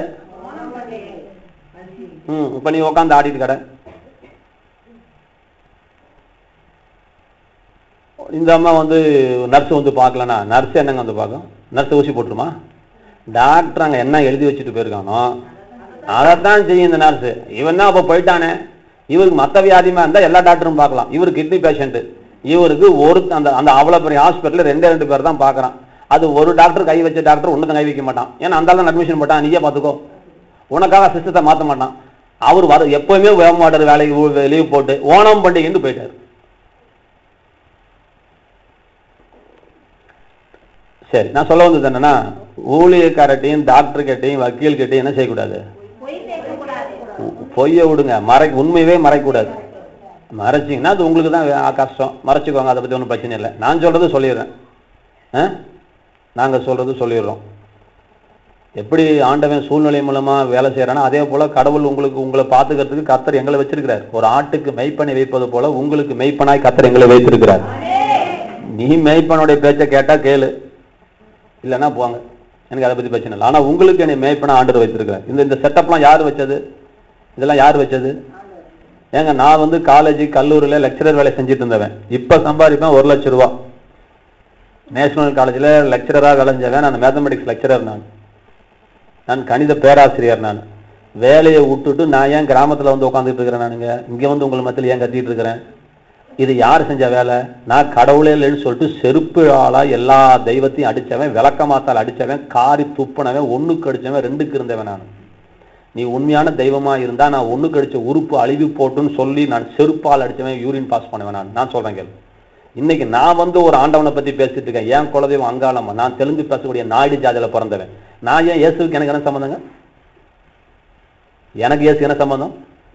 தனத்தம்மா ரெட்டியாரம்மா இங்க உட்காந்துருக்க யாராவது இயேசு கும்பிட்டீங்களா? நாங்க ஏன் உட்காந்து இயேசு பத்தி பேசிட்டு இருக்கிறோம்? கடவுளை பற்றி நாங்கள் பேசிட்டு இருக்கிறோம். கடவுள் யார் என்று தெரிந்து கொண்டோம். கடவுள் இப்படி ஒரு சிஸ்டத்தை வச்சிருக்கிறாரு, இப்படி ஒரு செட்டப் வச்சிருக்கிறாரு. அப்போ உங்களுக்கு என்னை மெய்ப்பனா கர்த்தர் வைத்திருக்கிறார். உங்களுக்கு என்னை கர்த்தர் மெய்ப்பனா போட்டு நீ என்னை பத்தி சொல்லி கொடுறான் மவனேன்னு சொல்லிட்டு என்னைய கர்த்தர் என் வேலையை விட்டுட்டு நான் வேலைக்கு போய் சம்பாதிக்க கூடாதா? எனக்கு ஆண்டர் மேலதான் கோபம். நான் பேசாம வேலைக்கு போயிருந்தாலும் போய் நேயா பூஜை கையை பிடிச்சிட்டாங்க. நான் வேலைக்கு போயிருந்தா நீங்க 1 லட்சம் சம்பாதிச்சிட்டு இருப்பேன். நான் ப்ரொஃபஸர்னா தெரியுது, பாஸ்டர்னா தெரியுதா? மாஸ்டர்னா தெரியுது, பாஸ்டர்னா தெரியுதா? சொல்லுங்க. புரோட்டா மாஸ்டர்னா தெரியுமா தெரியாதா? டிராயிங் மாஸ்டர்னா தெரியுமா தெரியாதா? சொல்லுங்க. கராத்தே மாஸ்டர்னா தெரியுமா தெரியாதா? எல்லாம் தெரியுது. பாஸ்டர்னா தெரியுது அவனுக்கு? அது பாஸ்டரா? பேஸ்டர்னா தவிர தெரியும், பாஸ்டர்னா என்னங்க புதுசா இருக்குங்கிறான். இப்ப இந்த வேலைக்கு நாங்க ஏன் வரணும்? எங்களை கொண்டு வந்தது யாரு? அப்ப அப்ப ஒரு அர்த்தம் இருக்குமா? அர்த்தம் இருக்காதா? எல்லாத்துக்கும் அர்த்தம் இருக்கு. மணிமேலைக்கு மாத்திரம் அர்த்தம் இல்லைன்னா நானே சேர்த்து மணிமேல அம்மாவுக்கும் கட்டப்பள்ளி அம்மாவுக்கும் பக்கத்துல ஜோடி கட்டி உட்காருது பாரு இன்னைக்கு ஆவி. எங்களுக்கு என்ன உட்காந்துட்டு ரோட்ல போறவனுக்கு கிடைக்கிறதுக்கு என்ன அழைச்சாராண்டவர்? அதையாவது சொல்லுங்க.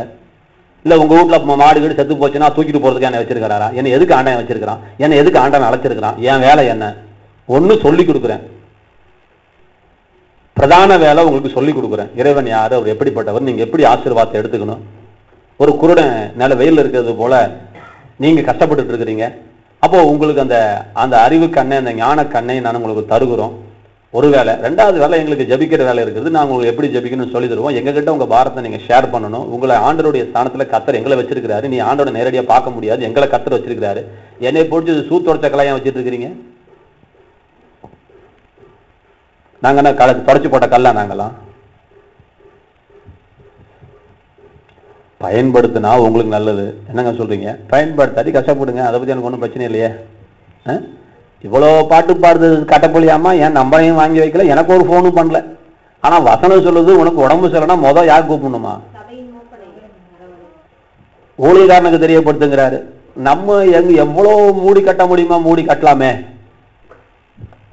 ஏன்னா பாஸ்டர் வந்து மைக்க பிடிச்சி எல்லா சபையிலும் சொல்லிடுவாரு, புஷ்பலா இன்னாரோட பேசிட்டு இருந்துச்சு, இப்படி பேசிட்டு இருந்துச்சு, அப்படி பேசிட்டு இருந்துச்சு, போன்ல இவ்வளவு நேரம் பேசிச்சு, இப்படி எல்லாம் பேசுது அப்படின்னு தான் எனக்கு வேலை. இதுதான் பிரசங்கம் பண்ணிட்டு இருக்கிறேன் இப்ப.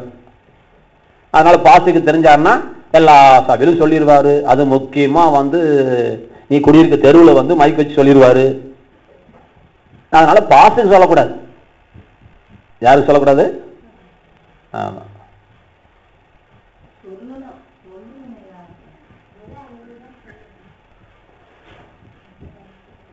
சரிங்க, கவனிங்க. இப்ப இறைவன் எப்படி செயல்படுகிறான்னு பாத்துக்கோங்க. நான் திரும்ப சொல்றேன், ஆண்டவன் பாலை தான் தருவான், நெய்யை தரமாட்டான். உட்காந்து யோசிங்க, ஐயோ ஆண்டவனே நீ இப்படி இருக்கிறீங்களா, அப்ப நீங்க பாலை தான் தருவீங்களா, நெய்யை தர முடியாதா? அப்ப பால்ல இருந்து இதுல இருந்து என்ன கத்துக்கிறாரு, என்ன கத்து கொடுக்குறாரு ஆண்டவர்னா, கடவுள் செய்ய வேண்டியதை கடவுள் செய்வாரு, மனுஷன் செய்ய வேண்டியதை நீ மாட்டுக்குள்ள வயிற்றுல பூந்து பால் எடுக்க முடியாது. நீ புண்ணாக்கும் புல்லும் தான் போட முடியும். அதை பாலாக்குறது கர்த்தர். உனக்கு பாலா தரான் கர்த்தர், அந்த கடவுள் தரான். அந்த அந்த பாலை கொண்டு வந்து நீ டீ போடுறதும் காஃபி போடுறதும் போன்விட்டா குடிக்கிறதும் உரம் ஊத்துறதும் தயிராக்குறதும் நெய்யாக்குறதும் யாருடைய வேலை? குப்பையில ஊத்துறதும் உன் வேலை. அதை காய்ச்சாம கெட்டு போக வைக்கிறது உன் வேலை. அப்ப நீ செய்ய வேண்டிய வேலை நீ செய்யணும்னு கடவுள் வெயிட் பண்றானே. வெயிட் பண்றானே இல்லையா? சொல்லுங்க. நெல்லை கொடுத்தான் ஆண்டவன், அரிசியும் கொடுத்தான் ஆண்டவன், நெல்லை கொடுத்தான் ஆண்டவன், சோத்தை கொடுத்தானா? என் கேள்வி பதில் சொல்லு. இந்த நெல்லை கொண்டு வந்து நீ அறுத்து எடுத்து நீ உமியெல்லாம் தூக்கி மிஷின்ல போட்டு அரைச்சில குத்து அரிசியில போட்டு குத்தி எடுத்து அதை போட்டு உழ வச்சு நீ ஆக்கிதானே தின்ன. கத்திரிக்காய் தான் சாமி கொடுத்தான், குழம்பு கொடுத்தானா? கருவாட்டை கொடுத்தானே, கருவாட்டு குழம்பு கொடுத்தானா ஆண்டவன்? கொடுக்கல. அப்ப உன்னுடைய ஒத்துழைப்பை ஆண்டவன் எதிர்பார்க்கறான்ல. என்னமா உன் ஒத்துழைப்பை ஆண்டவன் எதிர்பார்க்கறாமா? இதை முதல் உட்காந்து கண்டுபிடிங்க. ஆண்டவனே நீ இப்படியா, சரி என்னுடைய ஒத்துழைப்பு எங்க வரணும், எப்ப வரணும்? நீ சும்மா உட்காந்துட்டு நான் கத்திரிக்காய் நான் பாருங்கண்ணே, நான் ஊழியத்துக்கு வந்து பல ஆண்டு பூரி திங்கலன்னு சொன்னேன். இதெல்லாம் தப்பு. யார் தெரியுமா? என் மேல தப்பு. கடைசியா ஆண்டவன் சொன்னான், உனக்கு நான் காசை கொடுத்தனே, நீ ஏன் பூரி திங்க விட? நான் என்ன நினைச்சேன், நீ என்னைக்கு எனக்கு பூரி குடிப்பி அப்பதான் திம்மன்னு உட்காந்துருந்தேன். 3 வருஷம் உட்காந்துட்டு இருந்தேன், ஒரு நாள் கூட பூரி திங்கல. ஏன் திங்கல? கடவுள் தரணும்னு உட்காந்துட்டு இருந்தேன். எவனா சுட்டு தரணும்னு நினைச்சேன். 3 வருஷம் ஆச்சு, சுட்டு தரல எவனுமே. நானும் வாய் தந்து கேட்க மாட்டேன் ஆண்டவரே அப்படின்னு, எவனும் தரல. ஒரு நாள் தரலாம், சரி ஒரு நாள் தரலாம். ஆண்டவன் நீ டெய்லி தின்னு ஆசைப்படுற, அவனுக்கு தான் பிடிக்குது இல்ல. நீ டெய்லி தின்னு வார்த்தை கொடுக்க தின்னு. கவனிங்க. அப்ப இறைவன் எப்படி இருக்கிறாரு பாருங்க. அதை தான் நானும் சொல்ல வரேன். அப்ப இறைவன் எப்படி கிரியை செய்யறாரு, திரும்பி திரும்பி அந்த பாயிண்ட் தான் நான் போறேன். இறைவன் எப்படி கிரியை செய்கிறார்? இறைவன் ஒரு சில அப்ப அதைத்தான் சொல்றேன். அந்த காசை தான் இறைவன் கொடுத்தான ஒழிய எனக்கு வந்து பூரி சுட்டு தரல எனக்கு ஆண்டவன். நீ பூரி திங்கன்னு ஆசைப்பட்டல, இந்த கையில காசு தரேன், இந்த எந்த கடை நல்ல கடையா கேட்டு நல்லா நிம்மதியா சாப்பிடு போ. உனக்கா கட்டப்பள்ளி அம்மாவோட வீட்டுக்காரர் காய்ச்சல் வர வச்சுட்டு ஒரு 1000 ரூபாய் நான் காணிக்க நீ வாங்கி சாப்பிடு. உனக்கு என்ன? உனக்கு என்ன? நீ ஏன் பூரி பூரி பூரி கத்திட்டு இருக்கிற? உனக்கு நான் காசு தரேன் சாப்பிடு. நீ ஏன் வேலை செய்யற? நான் உன்னை போஷிப்பால போஷிக்க மாட்டானா ஆண்டவன்? போஷிப்பாங்க, போஷிப்பான். அப்ப இறைவன் நல்ல நான் வச்சுக்கொள்ளுங்க. முதல் பாடம், இறைவன் ஆசீர்வாதத்தை வைத்திருக்கிறான், மனிதன் அதை தெரிந்து கொள்ள வேண்டும். புரியுதுங்களா? புரியல. வெயிலையும் நிழலையும் இறைவன் வைத்திருக்கிறான், அதை நீ எடுத்துக்கணும். பாலை மாட்டுக்குள்ள வச்சிருக்கிறான், எடுத்து நீ எப்படி பயன்படுத்தணும் பயன்படுத்திக்கோ. ஆண்டவன் வச்சிருக்கிறான், கொடுக்கிற தெய்வம் அல்ல. மாட்டுக்குள்ள பாலை கொடுத்தவன் தானா பாலை கறந்து கீழே ஊத்துலைங்க. நீ போய் கை வச்சு கறந்தா தாங்க வருது. இதெல்லாம் உட்காந்து யோசிங்க. இதான் என்ன செய்யணும் ஆண்டவன் என்ன செய்யணும்? ஆண்டவன் ஒரு மனுஷனுடைய ஏழை எத்தனையோ பேர் பசியில சாகுறாங்களே, சாமி கண்ண மூடிட்டா இருக்குது? இல்லையே. சாமி கொடுக்கணும்னா சில சூழ்நிலைகள் மூலமா தான் கொடுக்க முடியும். சூழ்நிலைகள் மூலமா தான் கொடுக்க முடியும். சும்மா வந்து நேரடியாக கொடுக்கறதுக்கெல்லாம் கடவுள் காதுல பூ வச்சுட்டு உட்காந்துட்டு இருக்கல. உன்னை ஆண்டவன் அப்படி படைக்கவும் கிடையாது. அப்ப ஆண்டவன் சூழ்நிலை மூலமாக வினையல்படுகிறான். அப்ப என்ன செயல்றார்னா, இறைவன் ஆசீர்வாதத்தை வைத்திருக்கிறார், அதை எடுத்துக்கொள்ள வேண்டிய கடமையை மனிதனுடைய கரங்களிலே விட்டிருக்கிறார். இது ஒத்துக்கலாமா? ஒத்துக்கொள்ள முடியாது. ஆண்டவன்கிட்ட போய் எனக்கு ஆசீர்வாதத்தை கொடுன்னு கேட்காதீங்க. உனக்கு கொடுத்தா உலகத்துக்கே கொடுத்தாவணும். ஹலோ, உனக்கு ஆண்டவன் மூளையை கொடுத்துருக்கிறான், 2 கையை கொடுத்துருக்கிறான், 2 காலை கொடுத்துருக்கிறான், வாயை கொடுத்துருக்கிறான், மூக்கை கொடுத்துருக்கிறான், எல்லாத்தையும் கொடுத்துருக்கிறான். இதெல்லாம் கொடுத்துருக்கிறேன், இதெல்லாம் கொடுத்து நீ எடுத்துக்கோ, நல்லா சாப்பிடு. நான் வரும்போது கூட ஒரே யோசனை, கார் ஓட்டிட்டு வர எனக்கு நினைப்பு இருக்குது. என்ன யோசனைன்னா, இந்த நாக்கில் பாருங்க சுவை நரம்புகள் இருக்குதான். என்ன இருக்குதுங்க? இனிப்பு போட்டாலும் நல்லா இருக்குது, புளிப்பு போட்டாலும் எச்சு ஊறுது, பாக்கா தின்னாலும் அது ஒரு டேஸ்ட் தின்னுட்டு இருக்கிறான், கொய்யாக்கா தின்னாலும் துவக்குதுங்கிறான், நல்லா இருக்குதுங்கிறான், துவக்குதுங்கிறான். உப்பு போட்டா ஒரு டேஸ்ட், சக்கரை போட்டா ஒரு டேஸ்ட், மாம்பழத்தை ருசிச்சு திங்கிறான், கொய்யாப்பழத்தை ருசிச்சு திங்கிறான். என்னடா ஆண்டவனுடைய படைப்பு! இத்தினோண்டு நாக்குக்குள்ள தெய்வம் நமக்கு தூக்கம் தாங்க முடியல, ரொம்ப கஷ்டப்பட்டு கேட்குறீங்க. நிமித்த ராஜினி மாதிரி கேளுமா, நல்லா ஜிம்முன்னு உட்காந்து கேளுங்க. ஒரு நாள் வாரத்துக்கு ஒருக்கா வரீங்க, நல்லா கவனிச்சுருப்பாங்க. அப்ப இந்த நாக்குல பாருங்க எவ்வளவு ஒரு சுவை உணர்வை. அப்ப நான் நினைச்சேன், அப்ப நம்ம நல்லா சாப்பிடணும் ஆண்டவை விரும்பலானா விரும்பலையா? அதையா சொல்லுங்க. விரும்பிதானப்பா உன் நாக்குல இத்தனை சுவையை வச்சான். புளின்னு சொன்ன உடனே நாக்குல எச்சு ஊறுதே. அங்க சிக்கன் 65 பார்த்த உடனே உனக்கு இங்க எச்சு சொலப்பன்னு வந்துருது. ஐயோ, அப்படி நல்லா செய்ய வேண்டியதா இருக்குது. அப்ப பாருங்க, இறைவன் இதெல்லாம் வச்சிருக்கிறோம். அதுக்காக கொண்டாந்து வாயில டெய்லி ஒவ்வொன்னா ஊட்டிட்டு இருக்குது இல்லை, எல்லாம் வச்சிருக்கிறான். நான் தான் உங்களுக்கும் சொல்றேன், கவனிச்சுக்கோங்க. எந்தெந்த சீசன்ல என்னென்ன விற்குதோ அதை வாங்கி சாப்பிட்டு. ஏன்னா இந்த சீசனை வச்சது நீயும் நானும் கிடையாது, ஆண்டவன். அப்ப ஆண்டவனுக்கு நிச்சயமா மண்டையில என்ன இருக்கும்? மூளை இருக்கும். எந்த சீசன்ல என்ன ஒரு அற்புதம் பாருங்க.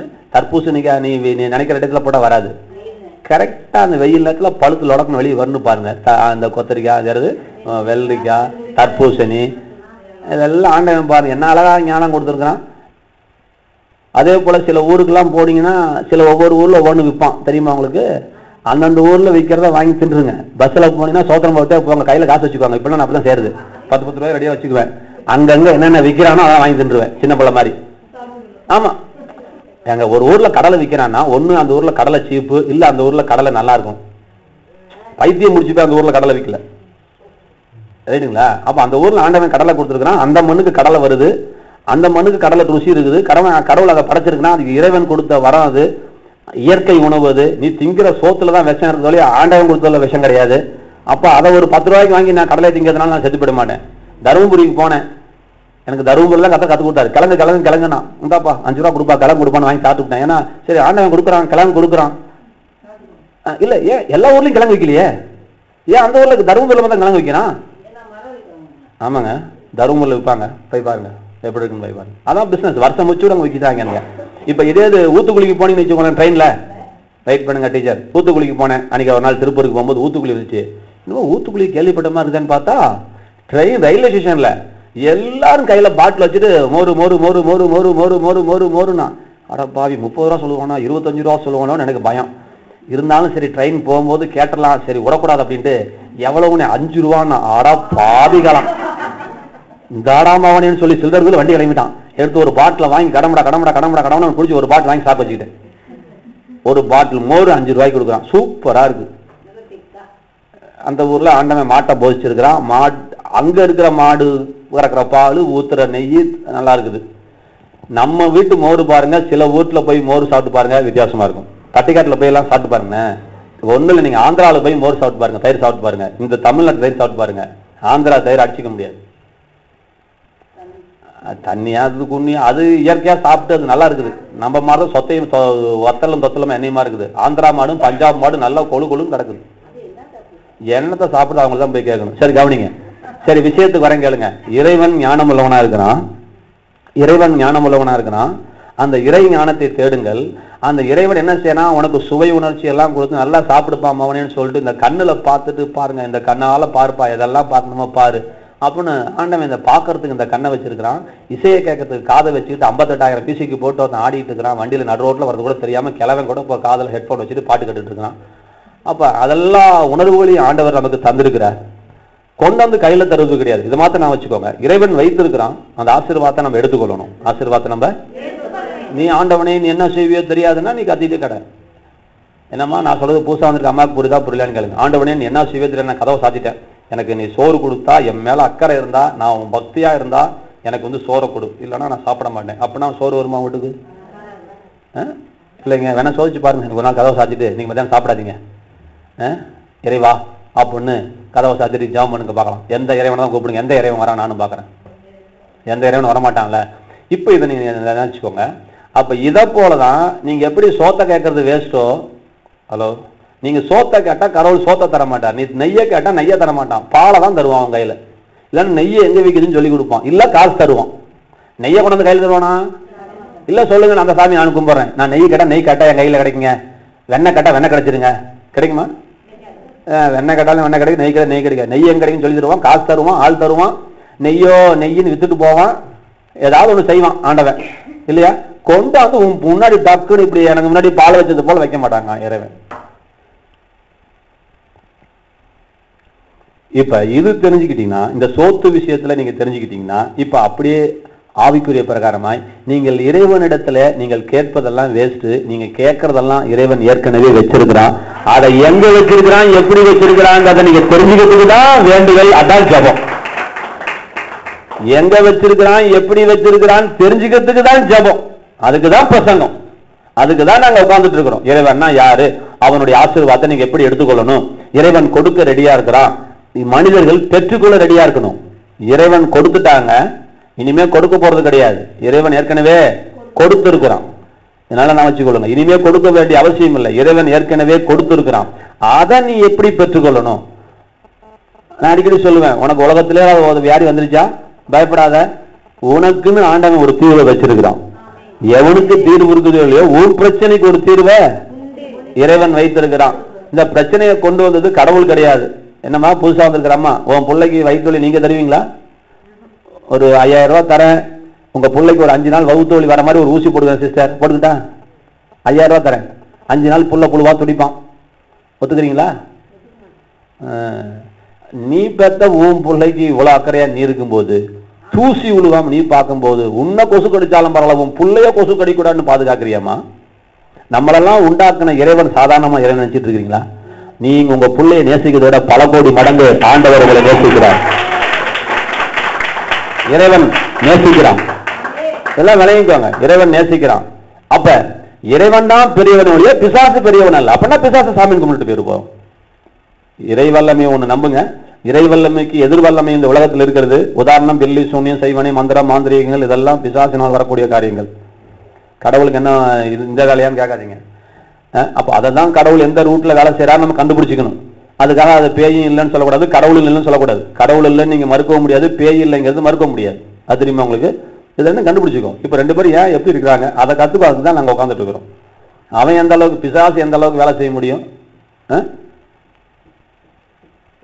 ஏமா இப்ப நான் செத்து போயிடுறேம்மா, எனக்கு என் பொண்டாட்டி டெய்லி முத்தம் கொடுத்து பழகிட்டேன், ஒரு என் பிள்ளைக்கு முத்தம் கொடுத்து பழகிட்டேன். நான் செத்து போனபடி என் பிள்ளைக்கு நான் முத்தம் கொடுக்க முடியுமா? இல்லை சொல்லுங்க. இல்லை எல்லாரும் யோசிச்சு சொல்லுங்க. ஐயா சொல்லுங்க ஐயா. ஒரு எனக்கு டெய்லி டீ குடிச்சு பழகிட்டேன் ஐயா, நான் செத்து போயிட்டேன், எனக்கு அடுத்த நாள் காலையில் டீ வேணும், டீ குடிக்க முடியுமா? ஏங்க கரெக்டா சொல்லுங்க. நான் தூக்கு போட்டு செத்து போயிட்டேன், இப்ப கூட முடியாது.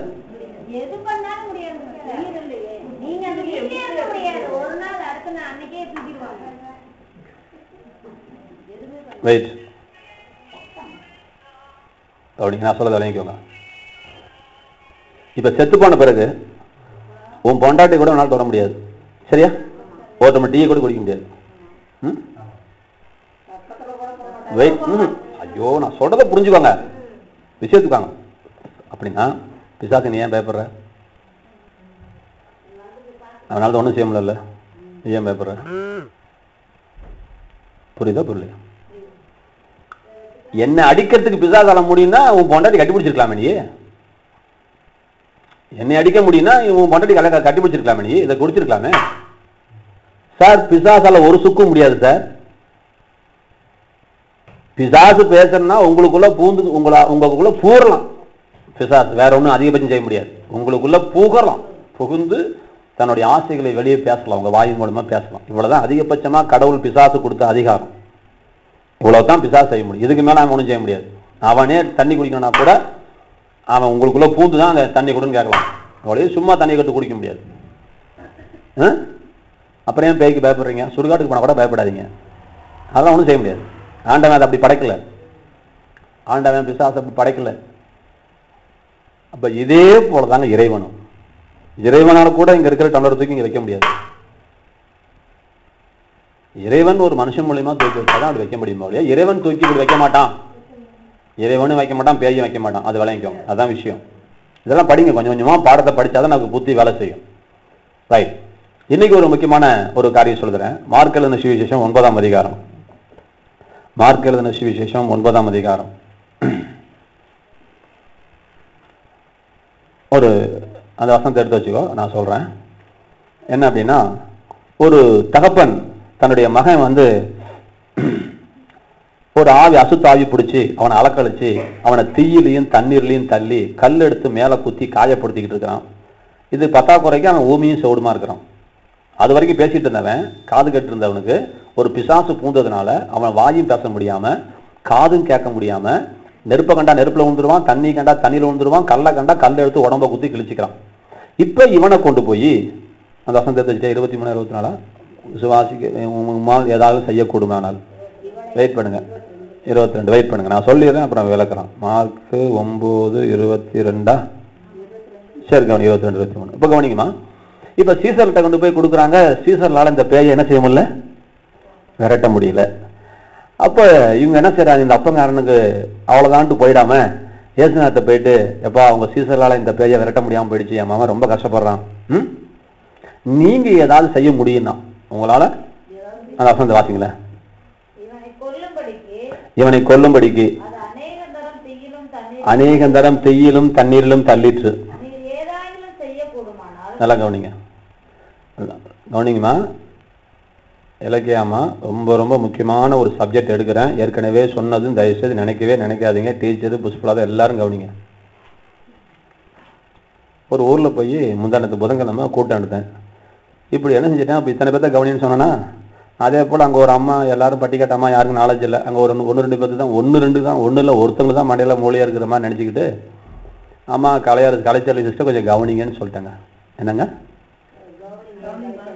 கூட்டத்தில் எழுச்சி வீட்டுக்கு போயிடுச்சுங்க. நான் கூட வயிற்றுக்களுக்கும் சொந்தக்காரன் வந்திருப்பான், ஏதாவது வந்திருக்கும், போன் வந்திருக்கும் போதுன்னு போனால், எப்படி பாஸ்டர் என் பேரை சொல்லலாம், எல்லாரும் என்ன நினைப்பாங்க, என்ன சிஸ்டர் செய்யுது நான் இப்போ, நான் என்னதான் செய்யறது எனக்கு ஒன்றும் புரியல. இப்படி விசுவாசிகள் இருக்கிறாங்க.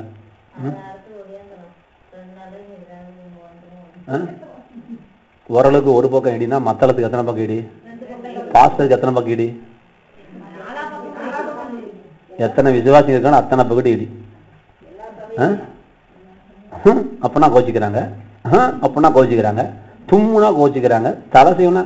ஒருத்தர் வந்துங்க முசிறில் அப்படி உட்காந்து பேசிட்டு இருந்தேன். ஒருத்தர் எழுதி கொடுத்துட்டார், இனிமேல் என் உயிர் போனாலும் உன் சபைக்கு நான் வரமாட்டேன், நீங்கள் செய்வது கடவுளுக்கு விரோதமான பாவம், நீங்கள் உட்கார்ந்து கொண்டு பிரசங்கம் பண்ணக்கூடாது அப்படின்னு லெட்டர் எழுதி கொடுத்துட்டு போயிட்டார். இப்ப இவனை என்ன செய்யணும், நான் இப்ப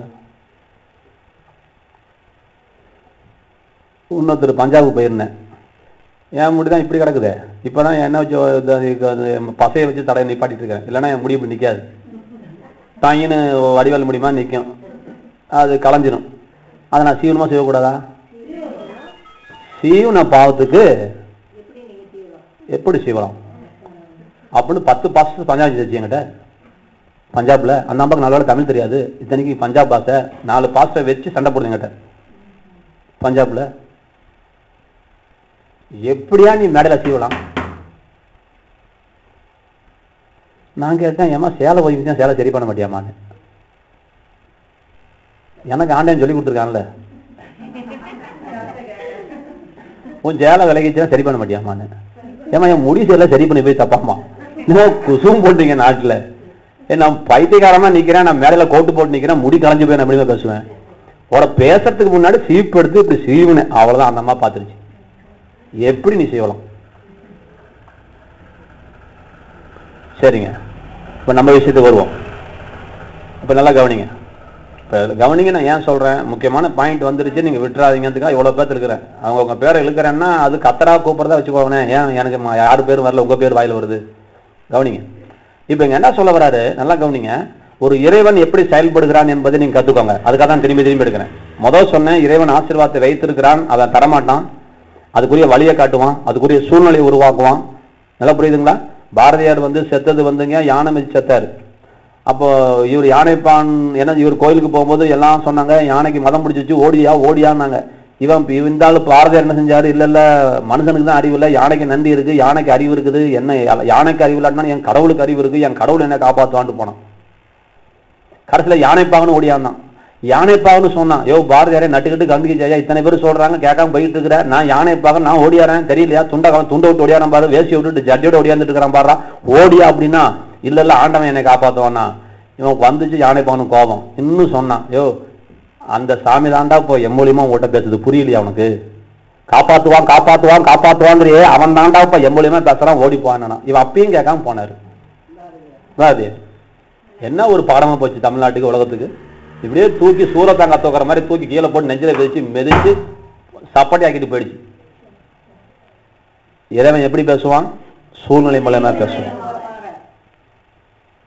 அப்ப இறைவன் உனக்கு சூழ்நிலையை அமைத்து கொடுப்பான். நீ என்ன கேட்கிறியோ அதுக்குரிய சூழ்நிலையை அமைத்து கொடுப்பான். கொண்டாந்து வாயை திறந்து ஊட்டுவான்னு நினைக்காதீங்க. உன் குழந்தை கூட நீ ஊட்ட முடியாது, வாயில வைக்கலாங்க, முழுங்குறதும் அப்படின்னு துப்புறதும் யார் கையில் இருக்குது? உன் பிள்ளைக்கா நீ முழுங்க முடியாது. பாருங்க, ஆண்டனுடைய படைப்பு பாருங்க, இதுதான் ஆண்டனுடைய படைப்பு. இதெல்லாம் கத்துக்கோ. இதுலதான் நீ கடவுளை படிக்கணும். என்னடா நம்ம பிள்ளைக்கா, என் பிள்ளைக்கு தொண்டை வலிங்க, நான் சாப்பிட்டுக்கிட்டாங்க 4 இட்லி, என்னம்மா கட்டப்பிள்ளையம்மா, உங்க புருஷன் 3 நாளா படுத்து காந்தாரு, அவருக்கா நீங்களா சாப்பிட்டீங்க? அப்படிலாம் ஆண்டவன் வைக்கல பாருங்களேன்.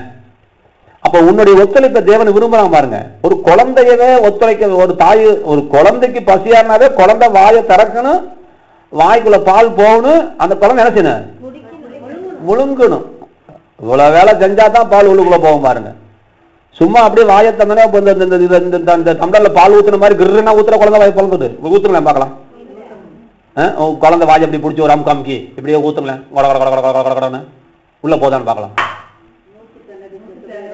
போகாதுங்க, இல்லைங்க போகாதுங்க. அப்படின்னா தாங்க போகும். அங்க ஒண்ணு வச்சிருக்காங்க ஆண்டவன், அங்க ஒரு சிஸ்டம் வச்சிருக்காங்கல்ல, 2 மணிக்கு ஊத்தின தண்ணி 4:30 மணிக்கு வெளியே வந்துருச்சுல்ல, அதுவே உள்ள போகல. இப்போ ஒரு முக்கியமான ஒரு பாடம் சொல்லிக்கிற போறேன். அதான் சொல்லியிருந்துட்டு என்னன்னா, இப்ப இவன் போய் ஆண்டவன் என்ன கேட்கறான், உங்களால ஏதாவது முடிஞ்சா, இந்த வார்த்தைங்க சொல்லுங்க, முடிஞ்சா, முடியுமானால், கூடுமானால். இங்கிலீஷ் சொல்றேன் பாரு, இங்கிலீஷ் தெரிஞ்சவங்க, புஷ்பாதாஸ்ட் புரிஞ்சவங்க. இஃப் யூ கேன், உங்களால முடிஞ்சா ஏதாவது என் பையனுக்கு செய்யுங்க. நல்லா கவனிங்க, முடிஞ்சா ஏதாவது என் பையனுக்கு உதவி செய்யுங்கன்னு கேட்டான். ஆண்டவன் என்ன பதில் சொன்னான் பாத்துக்கோ. உன்னால விசுவாசிக்க முடிஞ்சா, கவனிங்க, இஃப் யூ கேன் பிலீவ், அவ்வளவுதான். அந்த அதே கேனை திருப்பி கொடுத்துட்டாரு. அந்த கேனை கையில கொண்டு ஆர்டர் கையில கொடுத்தான், இந்த கேனை வாங்கி நீ வச்சுக்கோப்பா, எனக்கு எதுக்கு இந்த கேனு, என்கிட்ட பூச்சிட்டு எதுக்கு கேன் இல்லைன்னு கேட்கிற, உன்னால முடிஞ்சா என்ன கூடுமானாங்கிற, இந்தா நீ விசுவாசிக்க கூடுமானால், நீ விசுவாசிக்க கூடுமானால் கூடும். ஆமென் சொல்லுங்க. இப்ப கவனிக்கணும், இப்பவும் இங்க இறைவன் எப்படி வேலை செய்யறான்னு சொல்லி கொடுக்குறான். பையன் நெருப்புலையும் தண்ணிலையும் பட்டு அவதிப்பட்டு இருக்கிறான். அப்ப போய் ஆண்டவன்ட்ட போய் ஒருத்தன் போய் கேட்கறான், இறைவா என் மகனை காப்பாற்ற முடிஞ்சா காப்பாத்துங்கிறான். இறைவன் சொல்றான், நீ விசுவாசிக்க முடிஞ்சா அவன் காப்பாற்றப்படுவான். நீ முடிஞ்சா அவன் காப்பாற்றப்படுவான். அந்த வார்த்தையை கவனிக்கலாம், வாசிங்களேன். விசுவாசிக்க ஆண்டவர் சொன்ன பதில் வாசிங்க. இயேசு அவனை நோக்கி நிப்பாட்டுங்க. நீ விசுவாசிக்க கூடுமானால் ஆகும். எப்ப விடுதலை கிடைக்கும்? நீ விசுவாசிக்க கூடுமானால். சொல்லிட்டு இன்னொன்னு சொல்ல ராசிங்க, சொல்லுங்க ஒரு ஆமென் சொல்லுங்க. விசுவாசிக்கிறவனுக்கு எல்லாம் கூடும். அப்பையும் தன்னை சொல்ல பாரு ஒரு ஆண்டவன், என்னால எல்லாம் முடியும்னு சொல்லல பாருங்க. விசுவாசிக்கிறவனுக்கு எல்லாம் கூடும். அப்ப எல்லாம் கூடும்னா எல்லாம் கூடும் தான், அதோட வேலை முடிச்சிடணும். எல்லாம் கூடும்னா எல்லாம் கூடும் தான், எல்லாமே கூடும் தான். இப்ப இதுல நான் இத்தனை நாளா சொல்லி கொடுத்தது போல நான் சொல்லி தரல, வேணும் நீ சொல்றேன், நீ புரிஞ்சுக்கோ. இதுல ஒரு பெரிய விதிமுறையை தேவன் கொண்டு வருகிறார். என்ன விதிமுறையை தேவன் கொண்டு வர்றாருன்னா, நீ விசுவாசிக்காம கர்த்தரால ஒரு காரியத்தையும் செய்ய முடியாம அவரு தடுமாறிட்டு இருக்கிறாரு. இப்ப இதுதான் விஷயம். அவரு கொடுக்க ஆசைப்படுறாரு, கொடுக்கணும்னு தான் ஆசை. இது எப்படி சொல்றது, பையன் டாக்டருக்கு படிக்கணும்னு அம்மாளுக்கு ரொம்ப தான் ஆசை இருக்குதா இல்லையா? இருக்குதான் ஆசையா தான் இருக்குது. வேலை கிடைக்கணும்னு ஆசையா தான் இருக்குது. அவன் படிச்சால மண்டையில நீயா போய் புக் எடுத்து படிக்க முடியும்? நீயா போய் படிச்சா எழுத முடியும்? தெய்வம் அப்போ எனக்காக தெய்வம் நம்ம தூங்கலாம், எனக்காக தெய்வம் நம்ம சாப்பிட முடியுமா? எனக்காக தூங்கிட முடியாது. ஏன்னா நான் தூங்கினாதான் தூக்கம். அந்த அம்மாவுக்கு தூக்கம் இன்னைக்கு என்னன்னு தெரியல பாவம். ஏன்னா திருவிழா நீ ஒரு நாளாவது தூங்கிடுவோமே, மற்ற நாள் 3 நாள் முடிச்சிருப்போம். இன்னைக்கு முக்கியமான நாள், இன்னைக்கு தூங்கினாதான் நல்ல தூக்கம். முடிச்சாங்களா? டயர்டு, ஒரே அமுக்கு அமுக்குதான். யாருன்னு பாருப்பா, ரொம்ப தூரம் போயிட்டே இருக்காங்க. சரிம்மா, இப்ப நல்ல கவனிங்க. ஒரு முக்கியமான விதியை உங்கள் மத்தியில நான் ஏற்கனவே சொல்லியிருந்தாலும் இன்னொரு முக்கியமான விதியை நான் கொண்டு வரேன். நீங்க விசுவாசிச்சாதான் அந்த காரியத்தையே தேவனால் செய்ய முடியும். நீங்க விசுவாசிக்காம ஒரு காரியத்தை தேவனால் உங்கள் வாழ்க்கையில நடப்பிக்க முடியாது. இப்ப தேவன் எங்க பிரயாசப்படுகிறார் என்று சொன்னா, உனக்குள்ள விசுவாசத்தை கொண்டு வர பிரயாசப்படுகிறார். அப்ப தேவனுடைய காரியம் என்னன்னா, புரியுதுங்களா? நம்ம பிள்ளை எப்படி நம்ம படிக்க வைக்க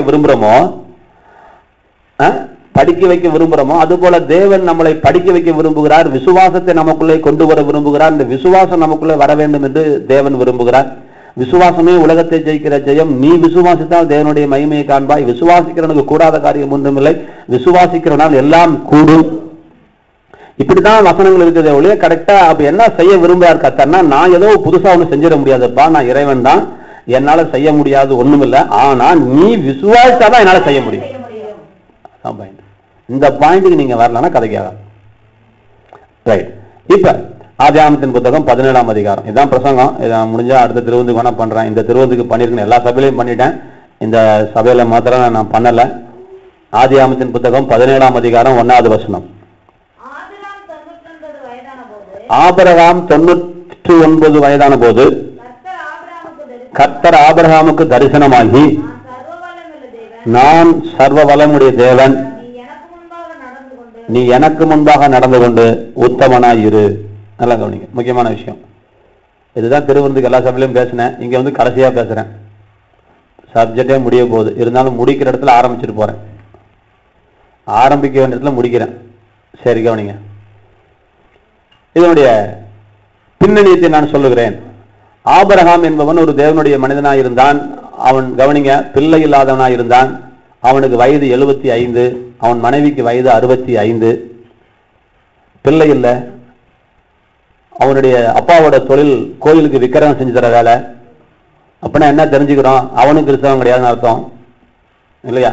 ரைட்டு. அவனை போய் ஆண்டவர் தெரிஞ்சுக்கிட்டு நம்மளை தெரிந்து கொண்டது போல அவனை தெரிந்து கொண்டு, தம்பி நீ புள்ள இல்லாம கஷ்டப்படுற, இந்த உலகத்திலேயே உன்னை பெரிய ஜாதியாக நான் உன்னை மாற்றுகிறேன், ஏன் பேச மாத்திரம் கேளுனார். இன்னைக்கும் உலகத்துல மிகப்பெரிய 2 ஜாதிகளை உருவாக்கினவன் ஆபிரகாம். இது உலக சரித்திரம், இது நான் உட்கார்ந்து கதை கிடையாது. அந்த ஆபிரகாமை குறித்து தான் நான் பேசிட்டு இருக்கிறேன். பாருங்க, நமக்கு எவ்வளவு பெரிய நல்லா எனக்கு சந்தோஷமா இருக்கு பாருங்களேன். இந்த ஆபிரகாமை குறித்து பைபிள் எழுதி வச்சிருக்காரு. எந்த ஆபிரகாமை குறித்து? இன்னைக்கு இஸ்லாமியர்கள் இருக்கிறாங்களே, அவர்களுடைய மூதாதையருடைய இப்ராஹிம், அந்த இப்ராஹிமை குறித்து நான் பேசிட்டு இருக்கிறேன். யூதர்கள்னு சொல்றமே, இஸ்ரவேல்னு சொல்றமே, ஒரு நாடு இருக்குதே இஸ்ரவேல் நாடு, அந்த இஸ்ரவேல் நாட்டுக்கு தாத்தனை பத்தி பேசிட்டு இருக்கிறேன். இஸ்ரவேலோட பாட்டனை பத்தி பேசிட்டு இருக்கிறேன். இஸ்ரவேலோட அப்பா பேரு ஈசாக்கு, ஈசாக்கோட அப்பா பேரு ஆபிரகாம். அந்த ஆபிரகாமை பத்தி நான் பேசிட்டு இருக்கிறேன். அவன் ஒரு விக்கிரகத்தை செஞ்சுட்டு இருந்தவன், கோயிலுக்கு சிலை செஞ்சுக்கிட்டு பொன் வெளியில அந்த ஆசாரி, அவன் பொற்கொள்ளன், அவன் அதை செஞ்சுக்கிட்டு இருந்தவனை கொண்டு போய் கடவுளை அழைச்சி உன்னை உலகத்திலேயே பெரிய ஜாதி ஆக்குகிறேன்னு சொல்லி அழைச்சாரு. அவன் புள்ளை இல்லாத மலடனாக அவ பொண்டாட்டி மாலடியாக இருந்தால் ஆண்டவர் அந்த இடத்துல பேசும்போது வயது 75. இது உலகமே சாட்சியா இருக்குன்னு எங்க போனாலும் படிச்சுக்கலாம். சரி கவனிங்க. இப்ப அது ஆண்டவர் வாக்குத்தத்தத்தை நிறைவேற்றினா நிறைவேற்றியா? நம்ம இன்னைக்கு நடந்துட்டு இருக்கு இந்த விஷயம். என்னைக்கு சொன்னாரு? 6000 வருஷத்துக்கு முன்னாடி சொன்னது இன்னைக்கு நடந்துட்டு இருக்கு. பாத்தீங்கன்னா அவன் தான் இறைவன். அதெல்லாம் ரெக்கார்ட் பண்ணப்பட்டிருக்கு. அந்த ரெக்கார்டை பத்தி பேசிட்டு இருக்கு, அதோ கதையை பத்தி பேசிட்டு இருக்குல்ல. 1000 தலை இருக்குது, 2000 கண் இருக்குன்னு கதை எடுத்துட்டு இருக்குல்ல. நாங்க பேசுற அத்தனைக்கும் தேதி இருக்குது, காலம் இருக்கிறது, நிரூபணம் இருக்கிறது, அரசியல் நிரூபணம் இருக்கிறது. இயேசு வந்ததுக்கு சரித்திரம் சாட்சி, சிறுவில் அறிஞ்சதுக்கு சரித்திரம் சாட்சி, புரியுதுங்களா? மறுபடியும் தரிசனமாகி அவன் என்ன பேசுனாங்கிறது மினிட்ஸ்ல ரெக்கார்ட் ஆகிருக்குது. இவங்க யாரை பத்தி பேசுறாங்க? பேதுருவை கொண்டு போய் ஜெயில போறதுக்கு காரணம் செத்து போன இயேசுவை தெய்வம் என்று சொல்லுகிறார்கள் அப்படின்னு எழுதி வச்சிருக்கான் ரெக்கார்டு. அப்ப அவன் பேசியிருக்கான்ல, கல்லறை திறந்து காணா போச்சு அப்படின்னு ரிப்போர்ட் எல்லாம் அங்க பதிவே இருக்குது அரசாங்கத்துல. இயேசு போதிச்ச கல்லறையில கல்லறை திறந்து போச்சு, எவனோ ஒருத்தன் பணம் தூக்கிட்டு ஓடிட்டான் அப்படி ரிப்போர்ட் அங்க. இங்க தூதர்களும் சாட்சி, அதை எழுதல. இங்க வாச காக்கரெல்லாம் பொத்துன்னு கீழே விழுந்துதான், கல்லறை பழந்துதான் இவர் வெளியே போனாரு. ரைட். இப்ப நாங்க பேசுவதெல்லாம் அத்தாட்சியோடு சொல்லிட்டு இருக்கிறேன். அதுக்காக நான் சொல்லிட்டு இருக்கிறேன். இப்ப பாருங்க, இவங்கிட்ட 75 வயதுல தேவன் ஆபிரகாமுக்கு குழந்தைய தரேன்னு சொல்லி கடைசியாக 99 வயசாயும் கடவுள் பிள்ளைய தரல. 85 வயசாகும் பொழுது இவன் கேட்டான், ஐயா எனக்கு புள்ள இல்ல, சொல்லி நீ 10 வருஷம் ஆச்சு, பேசாம என் வேலைக்காரன் நான் தத்து பிள்ளையா எடுத்துக்கிறேன், அவன் மூலியமா என் சந்ததி பெருகட்டும்யா. நானும் எத்தனை வருஷம் தான் பொறுத்து இருந்து பார்க்கறது, எனக்கு டப்பா டான்ஸ் ஆட போகுது, இந்த டான்ஸ் ஆடுறதுக்குள்ள ஏதாவது டான்ஸ் ஆடிருச்சு, இனிமே நான் குழந்தை பேக்கிற வயசு எனக்கு கிடையாது. 85 வயசுல ஒரு ஆம்பளை பிள்ளை வைப்பானா? கஷ்டம் தானே, சுத்தமான கஷ்டம். அப்ப முடியல, நான் வேலைக்காரனா நான் பிள்ளையா வச்சுக்கிறேன்னு சொன்னோன்னே ஆண்டவர் சொன்னாரு, உனக்கும் உன் பொண்டாட்டிக்கும் பறக்கிறதான் புள்ள. என்ன சொன்னாரு? இந்த பாடத்தை தான் நான் நடத்திக்கிட்டு இருந்தேன். அந்த அம்மாவோட பிள்ளைக்கு புள்ள இல்ல, இந்த அம்மா கவனிட்டேன், தொலைஞ்சது, எஞ்சி போயிடுச்சு. அந்த அம்மாவுக்கு புள்ள இல்ல, அந்த அம்மாவோட பிள்ளைக்கு அம்மா கலைச்சொல்லியே கவனிட்டேன். அப்ப என்ன எல்லாரும் என்ன நினைப்பாங்க? என் புள்ள பக்கல நீ சொல்றியா நீ மறைமுகமா? என்ன டீச்சர் செய்யலாம்? அதுக்கு கரண்ட் வந்திருக்கு பாவம். சரி இருக்கட்டும். சரி கவனிங்களேன். இப்ப 85 வயதுல கர்த்தர் ஆபிரகாமுக்கு தரிசனமாகி இவன் இப்படி கேட்ட உடனே நான் பிள்ளை இல்லாம இருக்கிறேன்னு என்ன செய்யட்டும்? நல்லா கவனிங்க. இவனுடைய மனசுல இருக்க அறிவு பாருங்க. நான் பிள்ளை இல்லாமல் இருக்கிறேனே, என்னது? ஆண்டவர் என்ன சொன்னாரு? நீ அநேக ஜாதிகளுக்கு தகப்பனாவாய். கவனிங்க, நல்லா கவனிங்க. நான் என்ன சொல்லித்தரேன்னு கொஞ்சம் சிரமப்பட்டு புரிஞ்சுக்கோங்க. ஆண்டவன் 75 வயதுல ஆபிரகாமுக்கு பிள்ளைய தரேன்னு சொல்லி 100வது வயதுல தான் பிள்ளைய கொடுத்தான். பார்க்கறதுக்கு 25 வருஷம் கர்த்தர் லேட் பண்ணது போல தெரியுது இல்லையா? 25 வருஷம் லேட் பண்ணது போல தெரியுது. ஆனா உண்மையை நான் சொல்றேன், தயவுசெய்து புரிஞ்சுக்கோங்க. கர்த்தர் 25 நொடி கூட வேஸ்ட் பண்ண கிடையாது. கடவுள் சொன்னதை இவன் விசுவாசிக்கல. ஆண்டவன் சொல்றான் உனக்கு அநேக பிள்ளைகள் நான் தருவேன்னு சொன்னா அதை நம்பாம ஆண்டவங்கிட்டயே போய் எனக்கு இனிமே புள்ள பிறக்காது, நான் இவனை வச்சுக்கிட்டான்னு சொன்னா ஆண்டவனுடைய வார்த்தை குப்பைக்கு போடுறியா? ஆண்டவன் சொல்றான் உன்னை நான் பெரிய ஜாதி ஆக்குறேன்னு, இவனுக்கு அதை நம்ப முடியல. சொன்னவன் தர முடியாதா? தர முடியும். அது கவனிங்க, தர முடியும். அதைத்தான் திரும்பி சொல்லிருக்க. எப்ப தருவான்னா நீ விசுவாசதான் தருவான். உத்தமனா இருக்குது ரெண்டாவது காரியங்க. அது என்ன ஆச்சு? நீங்க நான் ஒண்ணு சொல்ல, நீங்க ஒண்ணு டைவர்ட் பண்றீங்க. உத்தமனா இருன்னு சொன்னா அதுதான் சொல்ல வரேன். அந்த இடத்துக்கு நான் வரேன். அதுக்குள்ள உங்களுக்கு சப்ஜெக்டை முடிச்சு இலைய ஊத்தி பாயசத்தை ஊத்தி ஒன்று நடக்கணும். நான் சொல்ற செய்தியை விட்டீங்க. 75 வயசுல சொன்னாரே, 85 வயசுல அந்த 10 வருஷ காலமா அந்த நாய் விசுவாசிக்காம நான் வேலைக்காரனை நான் கத்த எடுத்துக்கிறேன்னு சொல்றியே நாயமாடாப்பான்னு சொல்லி அவனை கையை பிடிச்சி வெளியே கொண்டு போய் கர்த்தர் ராத்திரி வேலையில நட்சத்திரத்தை என்னடான்னு சொல்லி எண்ணெய் வச்சுட்டு இவ்வளவு புள்ளைய தருவேன்னு மறுபடியும் சொல்றாரு. சொல்லி அடுத்த நாள் காலையில அவன் பொண்டாட்டி கோடப்பையில குத்துறனா படவா ராஸ்கால், இனிமே புள்ளையாவது குள்ளையாவது பேசாம ஒண்ணு செய்ய, இந்தா என் ஒப்பாட்டி தரேன், அவகிட்டையாவது நீ புள்ளைய பத்துக்கோ அப்படின்னு சொன்ன உடனே இவன் எத்தனை நாள் காத்துட்டு இருந்தாலும் தெரியல, உடனே போய் புள்ளைய பத்துட்டான். ஐயா ஆண்டவர் அப்பதான் சொன்னாரு, என்னன்னு சொன்னாரு? உன் கற்ப பிறப்பானவனே உனக்கு சுதந்திரவாளின்னு சொன்னா, நீ போய் ஒப்பாட்டியை கொண்டு போய் வச்சுக்கிட்டு பிள்ளைய பத்துட்டு கூத்துக்கலடா கடிச்சிட்டு இருக்கிற. நான் என்ன சொன்னேன், என்ன செஞ்சிட்டு இருக்கிற? நான் என்ன சொல்றேன், என்ன செஞ்சிட்டு இருக்கிற? விட்டாரு. 14 வருஷம் விட்டு விட்டாரு. போ எக்கடு கட்டு போனார். 99 வயசாச்சு. இப்பயாவது கடவுள் பிள்ளைய தருவாரு அப்படி நம்பணுமா நம்ப கூடாதான்? நம்பளவன். சரி, இவன் தான் புள்ள வந்துருச்சு, இவனுக்கு தான் ஒண்ணுமே தேவையில்லாம போச்சு, இதை ஒப்பாடிட்டு பிள்ளை பத்துட்டானே.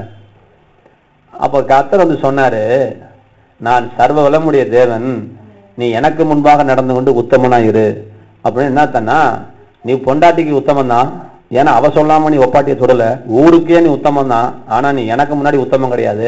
ஏன்னா நான் என்ன சொல்லியிருக்கேன், உன் பொண்டாட்டி தான் பொள்ள வைப்பேன்னு சொல்லும்போது நீ ஏன்டா அவசரப்பட்டு ஒப்பாட்டியை தோட்டான்னு கேட்டார். புரியுதா? சரி, அதான் சரி.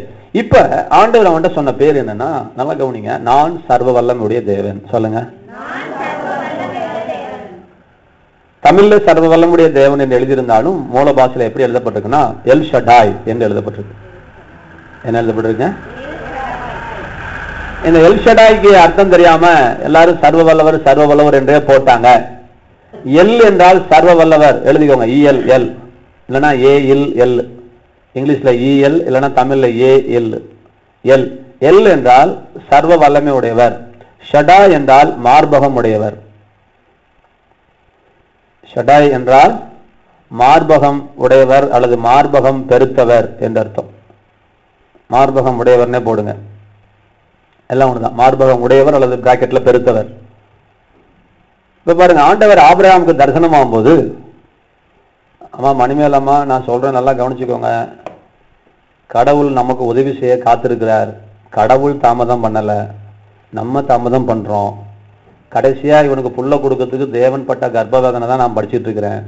24 வருஷம் பிரசவ வேதனை பட்டாரு. இந்த பயலுக்கு எப்படியாவது விசுவாசத்தை கொடுத்துருன்னு கதைக்கு ஆகல. கடைசியா இன்னொரு வேலை செய்யறாரு. நீ வாயை திறந்து எனக்கு புள்ள பிறந்துருச்சுன்னு பேசுறான்னாரு. உன் பேர் இனிமே ஆபிரகாம் இல்லை, இனிமே உன் பேர் ஆபிரகாம். ஆபிரகாம்னா பல பிள்ளைகளை பெற்றெடுத்தவன், பெக்க போறவன் இல்லை, என்னங்க ஏற்கனவே பெத்தெடுத்தவன் அர்த்தம். இனிமே உன் பேர் என்னது? இப்போ புஷ்பலதா தான் இந்த பேரு, இனிமே புஷ்பலதான்னு பேர் மாத்திரம். நான் நாளைக்கு வந்து புஷ்பலதான்னு சொன்னா நம்ம என்ன செய்யும்? ஏங்க இனிமே என் பேரு புஷ்பலதா இல்லைங்க, என் பேர் இனிமே புஷ்பலதாங்க அப்படின்னு சொல்றது போல கர்த்தர் அவன் பேரை மாத்திட்டார். மாத்தில சொல்லிட்டார். இப்ப இனிமே உன் பேர் ஆபிரகாம் இல்ல, ஆபிரகாம். ஆபிரகாம் என்றால் பல பிள்ளைகளை ஏற்கனவே பெற்றெடுத்தவன் அப்படின்னு சொல்ல சொன்னாரு. ரைட்டு. இது சொல்ல சொல்லி விசுவாசத்தை கொண்டு வந்தாரு. இதுக்கு மேல இன்னொரு காரியத்தை செஞ்சாரு விசுவாசத்தை கொண்டு வருவதற்கு. அதுக்கு அது என்ன எப்படி கொண்டு வந்தாருன்னா, என்னுடைய நாமம் எல் ஷடாய் என்று தன்னை வெளிப்படுத்தினார். இப்ப தன்னையே வெளிப்படுத்துறார் கர்த்தர். இந்த தசாவதாரம் போல 10 தடவை ஆண்டவர் ஆபிரகாமுக்கு வெளிப்படுத்தினார், தரிசனமானார். இது 10வது தடவை தரிசனமானார். இப்ப தரிசனமாகும் போது தன்னை எப்படி தரிசனமாக்குறார் கர்த்தர்னா, எல் ஷடாய் என்று சொல்லி அவரே தாம் பேர சொல்லுகிறார். நான் தமிழ் என்ன இருக்குது? நான் சர்வ வல்லமுடைய தேவன். அப்படி சொல்ல அங்க மூல பாஷையில நான் எல் ஷடாய் என்று சொன்னார். நான் யாருங்க? எல் ஷடாய் என்று சொன்னார். அப்ப எல் ஷடாய் என்றால் என்ன அர்த்தம் அப்படின்னா, எல் என்றால் சர்வ வல்லமையுடையவர், மறந்துடக்கூடாதுன்னு அடுத்த வாரம் கேட்பேன். எல் என்றால் சர்வ வல்லமையுடையவர், ஷடா என்றால் மார்பகம் உடையவர். 2 காரியத்துக்கு முதலாவது வெளிப்பாடு வேணும். இதை 2ஐயும் சேர்த்து சொன்னா என்ன அர்த்தம் அப்படின்னா, உன் தேவைகளை சந்திக்க வல்லவர். எழுதிக்கோங்க, நம் தேவைகளை சந்திக்க வல்லமை உடையவர். இதுக்கு அர்த்தம் புரியுதா புரியலையான்னு பார்த்துக்கோங்க. உன் தேவைகளை சந்திக்க வல்லமை உடையவர். முதலாவது வல்லமை உடையவருங்கிறது உங்களுக்கு தெரியணும். அப்புறமே தான் நம்முடைய தேவைகளை சந்திக்கிறதை கொண்டு வருவேன். இது 2ஐயும் சேர்க்கணும். இப்ப நான் சொல்ல வர்றது எல் ஷடாயை பற்றி நான் பேசல. இன்னைக்கு பேச நேரம் இல்லை, மணி 12 ஆயிடுச்சு. நான் பேசல, நிறுத்துறேன். இன்னைக்கு நான் என்ன சொல்ல வரேன் அப்படின்னா, ஒரு தெய்வம், அவர் ஆனா பெண்ணா நமக்கு தெரியாது, ஆனால் தன்னை மார்பகம் உடையவர் என்று தானே சொல்லிக் கொண்டார். இந்த மார்பகம் ஆணுக்கு இருக்கிற மார்பகம் அல்ல, பெண்ணுக்குரிய மார்பகத்துக்கு என்ன பதம் பயன்படுத்தப்பட்டிருக்கிறதோ அந்த பதம் பயன்படுத்தப்பட்டிருக்கிறது. பிரஸ்ட் என்று சொல்லப்பட்டிருக்கிறது. பிரஸ்ட் என்றால் பெண்ணுக்குரிய மார்பகத்துக்கு பேர் என்னங்க? பிரஸ்ட் என்று பேர். பிரஸ்ட் கேன்சர் அப்படின்னு சொல்றீங்களே, மார்பக புற்றுநோய். பிரஸ்ட் என்று சொன்னால் மார்பகம், பெண்களுக்குரிய எங்களுக்கு பேர் செஸ்ட், எங்களுக்கு வந்து நெஞ்சுங்கிறாங்க. ஆம்பளைங்களுக்கு வேணுங்க நெஞ்சு, நெஞ்சம் உண்டு நேர்மை உண்டு ஓடு ராஜாங்கிறான். ஆனா பெண்களுக்கு வந்து நெஞ்ச நிமித்தி மார்புன்னு சொல்லுவாங்க. அதை அந்த மார்பகம் உடையவர், நல்லா கவனிச்சுக்கோங்க. அப்ப பெண்களுக்கு இப்ப இதை ஏன் ஆண்டவர் சொன்னாரு, நல்ல விளங்க, இதை ஏன் கர்த்தர் சொன்னார் அப்படின்னா கொஞ்சம் அப்படி அவுட்லைன் போட்டுட்டு நான் போறேன். ஏற்கனவே நான் சொல்லியிருக்கிறேன், கடவுளுக்கு வந்து 1000 தலை இருக்கும், 1000 கண் இருக்குன்னு சொல்லுது இந்து மதம். 1000 தலையுடைய ஒரு கடவுளுக்கு எத்தனை கண் இருக்குன்னுமா பூசா அந்த சகோதரி சொல்லுங்க. ஒருத்தனுக்கு 1000 தலை இருக்குது. சரி, ஒரு குழந்தைக்கு 2 தலை இருக்கு அப்படி வச்சுக்கலாம். அந்த குழந்தைக்கு எத்தனை கண் இருக்கும்? 2 தலை இருக்குது. எத்தனை கண் இருக்கும்? 1000 தலை கடவுளுக்கான். அப்ப எத்தனை கண் இருக்கணும்? ஏன் 1000 கண்ணுன்னு சொல்லியிருக்காங்க பெரியவங்க? நல்லா கேட்டுக்கோங்க. நான் சொல்லலைங்க, இந்து மதத்திலிருந்து ரிக்வேதத்திலிருந்து சொல்றேன். அதெல்லாம் சொல்றதுக்கு நேரம் இல்லை, எனக்கு இடம் தெரியும், காலம் தெரியும், நிரூபிக்க தெரியும். இந்த உலகத்துல எவனும் மறுக்க முடியாது. 1000 தலையுடைய தெய்வத்துக்கு 1000 கண்ணுன்னு சொல்லியிருக்காங்கன்னா ஒரு நெத்தி கண்ணில் ஒவ்வொரு தலைக்கு ஒரு கண்ணு தான் இருக்குமா? அப்படின்னா அர்த்தம் அப்படி கிடையாது. நல்லா கவனிச்சுக்கோங்க, அர்த்தத்தை நீங்கள் அப்படி எடுக்கக்கூடாது. 1000 தலை 2000 கண்ணுன்னா உண்மையிலே 1000 தலை 2000 கண்ணு நினைச்சுக்குவோம். அதனால மடையா, வாத்து மடையா, சோத்த திங்கிறியாடா, உப்பு போட்டு திங்கிறியாடா, அப்படி அர்த்தம் எடுத்துக்கூடாதுடா. ஞான அர்த்தத்தை, ஆன்மீக அர்த்தத்தை எடுத்துக்கொள்ள வேண்டும். 1000 தலை 1000 கண்ணுன்னா 1000 தலை கடவுள் சர்வத்தையும் அறிந்தவர், 1000 கையினா சர்வத்தையும் செய்ய வல்லவர், 1000 கால்னா சர்வ வியாபி, ஆண்டவரால் எல்லாவற்றையும் ஒரே நேரத்துல பார்க்க முடியுங்கிறத ஜனங்களுக்கு புரிய வைக்கிறதுக்காக பெரியவங்க என்ன சொன்னாங்க? 1000 என்பது ஒரு பூரணத்துக்கு அடையாளமாக, ஒரு நிறைவுக்கு அடையாளமாக, எண்ணற்ற ஞானம் உடையவர், அளவற்ற ஞானம் உடையவர் அப்படிங்கிறத ஜனங்களுக்கு கடவுளுடைய தன்மையை விளங்க வைப்பதற்காக 1000 தலையை உடையவனே, 1000 கால்களை உடையவனே, 1000 கண்களை உடையவனே அப்படின்னு கடவுளை வர்ணிக்கிறார்கள். சகஸ்வர சிர்ஷ புருஷ, சகஸ்வர கஷ, சகஸ்வர பாத், ஷபூமி, விஸ்வதோ விருத்வ, அத்யதிஷ்ட தசாங்குலம். சகஸ்வர என்றால் 1000, சகஸ்வர சிர்ஷ சிரசன தலை, 1000 தலைகளை உடையவனே, சகஸ்வர கஷ, கஷனா கண்ணு, 1000 கண்களை உடையவனே, சகஸ்வர பாத், பாத்னா பாதம், 1000 பாதங்களை, அதாவது 1000 கால்களை உடையவனே. அப்ப இதெல்லாம் என்ன சொல்றாங்க? எழுத்துக்குரிய அர்த்தம் எடுத்துக்கூடாது, ஆவிக்குரிய அர்த்தத்தை, ஞான அர்த்தத்தை எடுத்துக்கொண்டு அதிலிருந்து கடவுளுடைய குணாதிசயங்களை விளங்கி கொள்ள வேண்டும். கடவுள் ஒளிமயமா இருக்கிறார்னா ஜோதி ராமன் சொன்னாரு, அருட்பெரும் ஜோதி தனிப்பெரும் கருணை, அருட்பெரும் ஜோதி அருட்பெரும் ஜோதின்னு சொன்னாரே. அப்ப கடவுள் ஜோதியா? கடவுள் ஜோதியா? ஜோதிக்கு ஒப்பிட்டார். வெளிச்சம் கடவுள் அல்ல. ஹலோ, விளக்கு கடவுள் அல்ல, விளக்கு கொடுக்கிற விளக்கு வெளியும் கடவுள் அல்ல. ஜோதி மயமாய் இருக்கிறார். ஜோதி மயமானவர் என்ன அர்த்தம்னா, கடவுளை உன்னால புரிஞ்சிக்க முடியல, நாங்க கத்து இருக்கிறோம், கடவுள்கிட்ட முட்டிக்கால் போட்டு நாங்க சொல்லித்தரோம், இந்த வெளிச்சம் என்ன வேலை செய்யுதுன்னு தெரிஞ்சுக்கோ, அந்த வேலை தான் இறைவன் செய்கிறான். இருளை நீக்குவது வெளிச்சத்தினுடைய வேலை. இந்த பொருள் இது கருப்பா சகப்பான்னு காமிச்சு கொடுக்கிறது வெளிச்சத்தினுடைய வேலை. புரியுதா? எது மேடு எது பல்லன்னு காமிச்சு கொடுக்கறது. உனக்கு கண்ணே இருந்தாலும் வெளிச்சம் இருந்தாலும் அதை பார்க்க முடியும். இருள் எத்தனை வருஷம் இருளா இருந்தாலும் வெளிச்சம் வந்துச்சுன்னா இருளுக்கு ஏத்து நிற்பதற்கு அதிகாரம் இல்ல. அப்ப இருள் வந்து வெளிச்சத்தை கடவுளுக்கு ஒப்பிட்டா இருளை வந்து பிசாசுக்கு ஒப்பிடுறாங்க. அப்ப பிசாசும் பிசாசனுடைய கிரியைகளையும் அழிப்பதற்காக இருளை கண்டு நீங்க பயப்பட வேண்டாங்க. இருளுக்கு தீர்வு வந்து கடா வெட்டுறதோ, கோழி வெட்டுறதோ, கும்பாபிஷேகம் பண்றதோ, அங்கப்படியா அங்க பிரதிஷ்டம் பண்றதோ, மண்டபப்படி பண்றதோ, கோழி வெட்டுறதோ, கெடா வெட்டுறதோ கிடையாதுங்க. அழுகிறதோ, கூத்தாடுறதோ, புலம்புறதோ கிடையாதுங்க. பாத யாத்திரை போறது இல்லைங்க. இருட்ட நீ என்ன செஞ்சாலும் போகாதுங்க. வெளிச்சம் வந்தாதானே இருட்டு போகும். இறைவன் எங்கே உண்டோ அங்க விடுதலை உண்டு. இறைவனை அறிகிற அறிவு எங்கே உண்டோ அங்கே உன் பிரச்சனைக்கு தீர்வு இருக்கிறதுன்னு பெரியவங்க சொல்லி கொடுத்து இறைவன் ஜோதிமயமா இருக்கிறார் என்று சொன்னாங்க. இறைவன் ஜோதி அல்ல, ஜோதிமயமா இருக்கிறார். இது போல, இது புரியுதா? இது போல இப்ப கடவுள் ஆபிரகாமுக்கு தன்னை எப்படி வெளிப்படுத்தினார்? மார்பகம் பெருத்த தேவனாய் வெளிப்பட்டார்.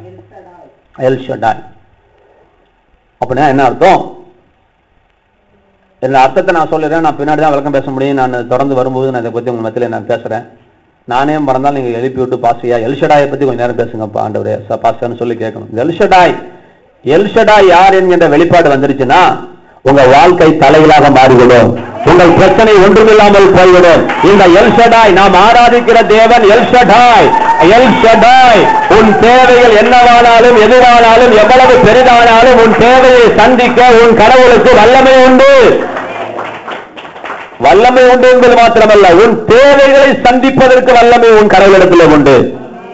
உன் தேவைகளை சந்திப்பதற்கான பலன் உன் கடவுளிடத்தில் உண்டு. நீ வீடு கட்ட காசு கேட்கிறியா? குழந்தை இல்லையா? அழகு இல்லையா? அறிவு இல்லையா? புத்தி இல்லையா? பெயர் இல்லையா? புகழ் இல்லையா? உனக்கு என்ன இல்லை? உனக்கு ஒரு கை ஒரு கால் வரலையா? எல்லாம் பிரச்சனையே கிடையாது ஆண்டவருக்கு. குழந்தை இல்லையா? பிரச்சனையே கிடையாது. கீட்டு வீட்டிலே இருக்கிறியா? பிரச்சனையே இல்லை ஆண்டவருக்கு. உன் பிரச்சனையெல்லாம் மாற்றுவதற்கு உன் தேவன் வல்லமை பெருத்த ஆண்டவராக அவர் இருக்கிறார். உன் தேவைகளை சந்திப்பதில் அவர் வல்லவர். அவர் பலன் குன்றி போன கடவுள் அல்ல. பலன் குன்றி போன கடவுள் அல்ல. இஸ்ரவேல் ஜனங்கள் ஒரு தடவை வனாந்தரத்துல போகும்போது கிட்டத்தட்ட 40 லட்சம் ஜனங்கள், நல்லா கவனிங்க, 40 லட்சம் ஜனங்கள் என்ன செய்யறாங்க? பாலைவனத்துல போகும்போது ஆண்டவர்கிட்ட கேட்கறாங்க, எனக்கு கடவுள் திங்கிறதுக்கு கறி கொடுப்பாரா கேட்கறாங்க. கறி கொடுப்பாரா சாமி? நம்ம சாமி சாமி வல்லவர் வல்லவர் கறி கொடுப்பாரா? இருக்கிறது எந்த இடம்? வனாந்தரம், பாலைவனம். இவங்க கேட்ட கேள்வி பாரு, நம்ம பிள்ளைங்க, ஆண்டோடைய பிள்ளைங்க, நம்மள மாதிரி விசுவாசிங்க கேட்ட கேள்வி பாரு, கடவுளால கறி கொடுக்க முடியுமாயா? கர்த்தர் சொன்னாரு, கறிக்கா கேட்கறது மாத்திரம் இல்ல, ஸ்ட்ரைக் பண்றானுங்க, இனிமே நான் நடக்க முடியாது, கறி கொடுத்தா தான் வருவோம் அப்படின்னு ஓன் ஒப்பார வச்சு அழுகுறானுங்க. என்ன லீடரா போடுறது போல அந்த குரூப்புக்கு ஒரு லீடரை கர்த்தரை போட்டிருந்தாரு. அந்த லீடருக்கு ஆண்டவர்கிட்ட போய், ஆண்டவரே இப்படி அழுதுட்டு இருக்கானுங்க, கறிக்கா அழுதுட்டு இருக்கானுங்க, இப்ப என்ன ஆண்டவரே செய்யட்டும், நான் கறிக்கு எங்க இருந்து ஆண்டவரே போவேன்? இவன் பாரு, இவன் அடுத்த ஞானி, நான் எங்க போவேன்னு கேட்கறான். அப்ப கர்த்தர் சொன்னாரு, ஒரு நாள் அல்ல, 2 நாள் அல்ல, சொல்லுங்க, 10 நாள் அல்ல, 20 நாள் அல்ல, 25 நாள் அல்ல, 30 நாளும் மூக்கு பிடிக்க நான் கருதிக்க போறாங்க. கை தட்டுங்களேன். 30 நாள் நான் மூக்கு பிடிக்கிற அளவுக்கு நான் கறி வருவேன்னு சொன்னார். இவன் உடனே கையை கடன்னு இழுத்துட்டு போயிட்டான். மோசே ஆண்டவரை ரூமுக்குள்ள கொண்டு போயிட்டான். பாருங்களேன், ரூமுக்குள்ள கொண்டு போயிட்டு, யோ நீ சாமிங்கிற 40 லட்சம் பேர் இருக்கிறோம், எங்காவது திங்கும் போது ஒரு நாள் பக்கத்துல தட்டை கவனிச்சு பார்த்துருக்கியா? ஏதோ டீச்சர் டயட்ல இருக்கு, 4 இட்லி சாப்பிடுது, சின்ன வயசுல சாப்பிட்டு நீ கவனிச்சிருக்கிறியா? நீங்க அதிகபட்சம் 10 இட்லி சாப்பிட்டுருக்கீங்களா இல்லையா சிஸ்டர்? இப்ப இல்ல, உங்க வயசு நாட்கள்ல விட்டுருங்க, உண்மையை சொன்னதுக்கு சோத்திரம். இப்ப கேட்கல, விட்டுருங்க. எத்தனை வயசு சாப்பிட்டீங்க? 7வது 8வது படிக்கும் போதே 10 இட்லி. ஒரு மீடியம் சைஸா, சும்மா சின்ன சைஸா? Medium size. வெயிட்.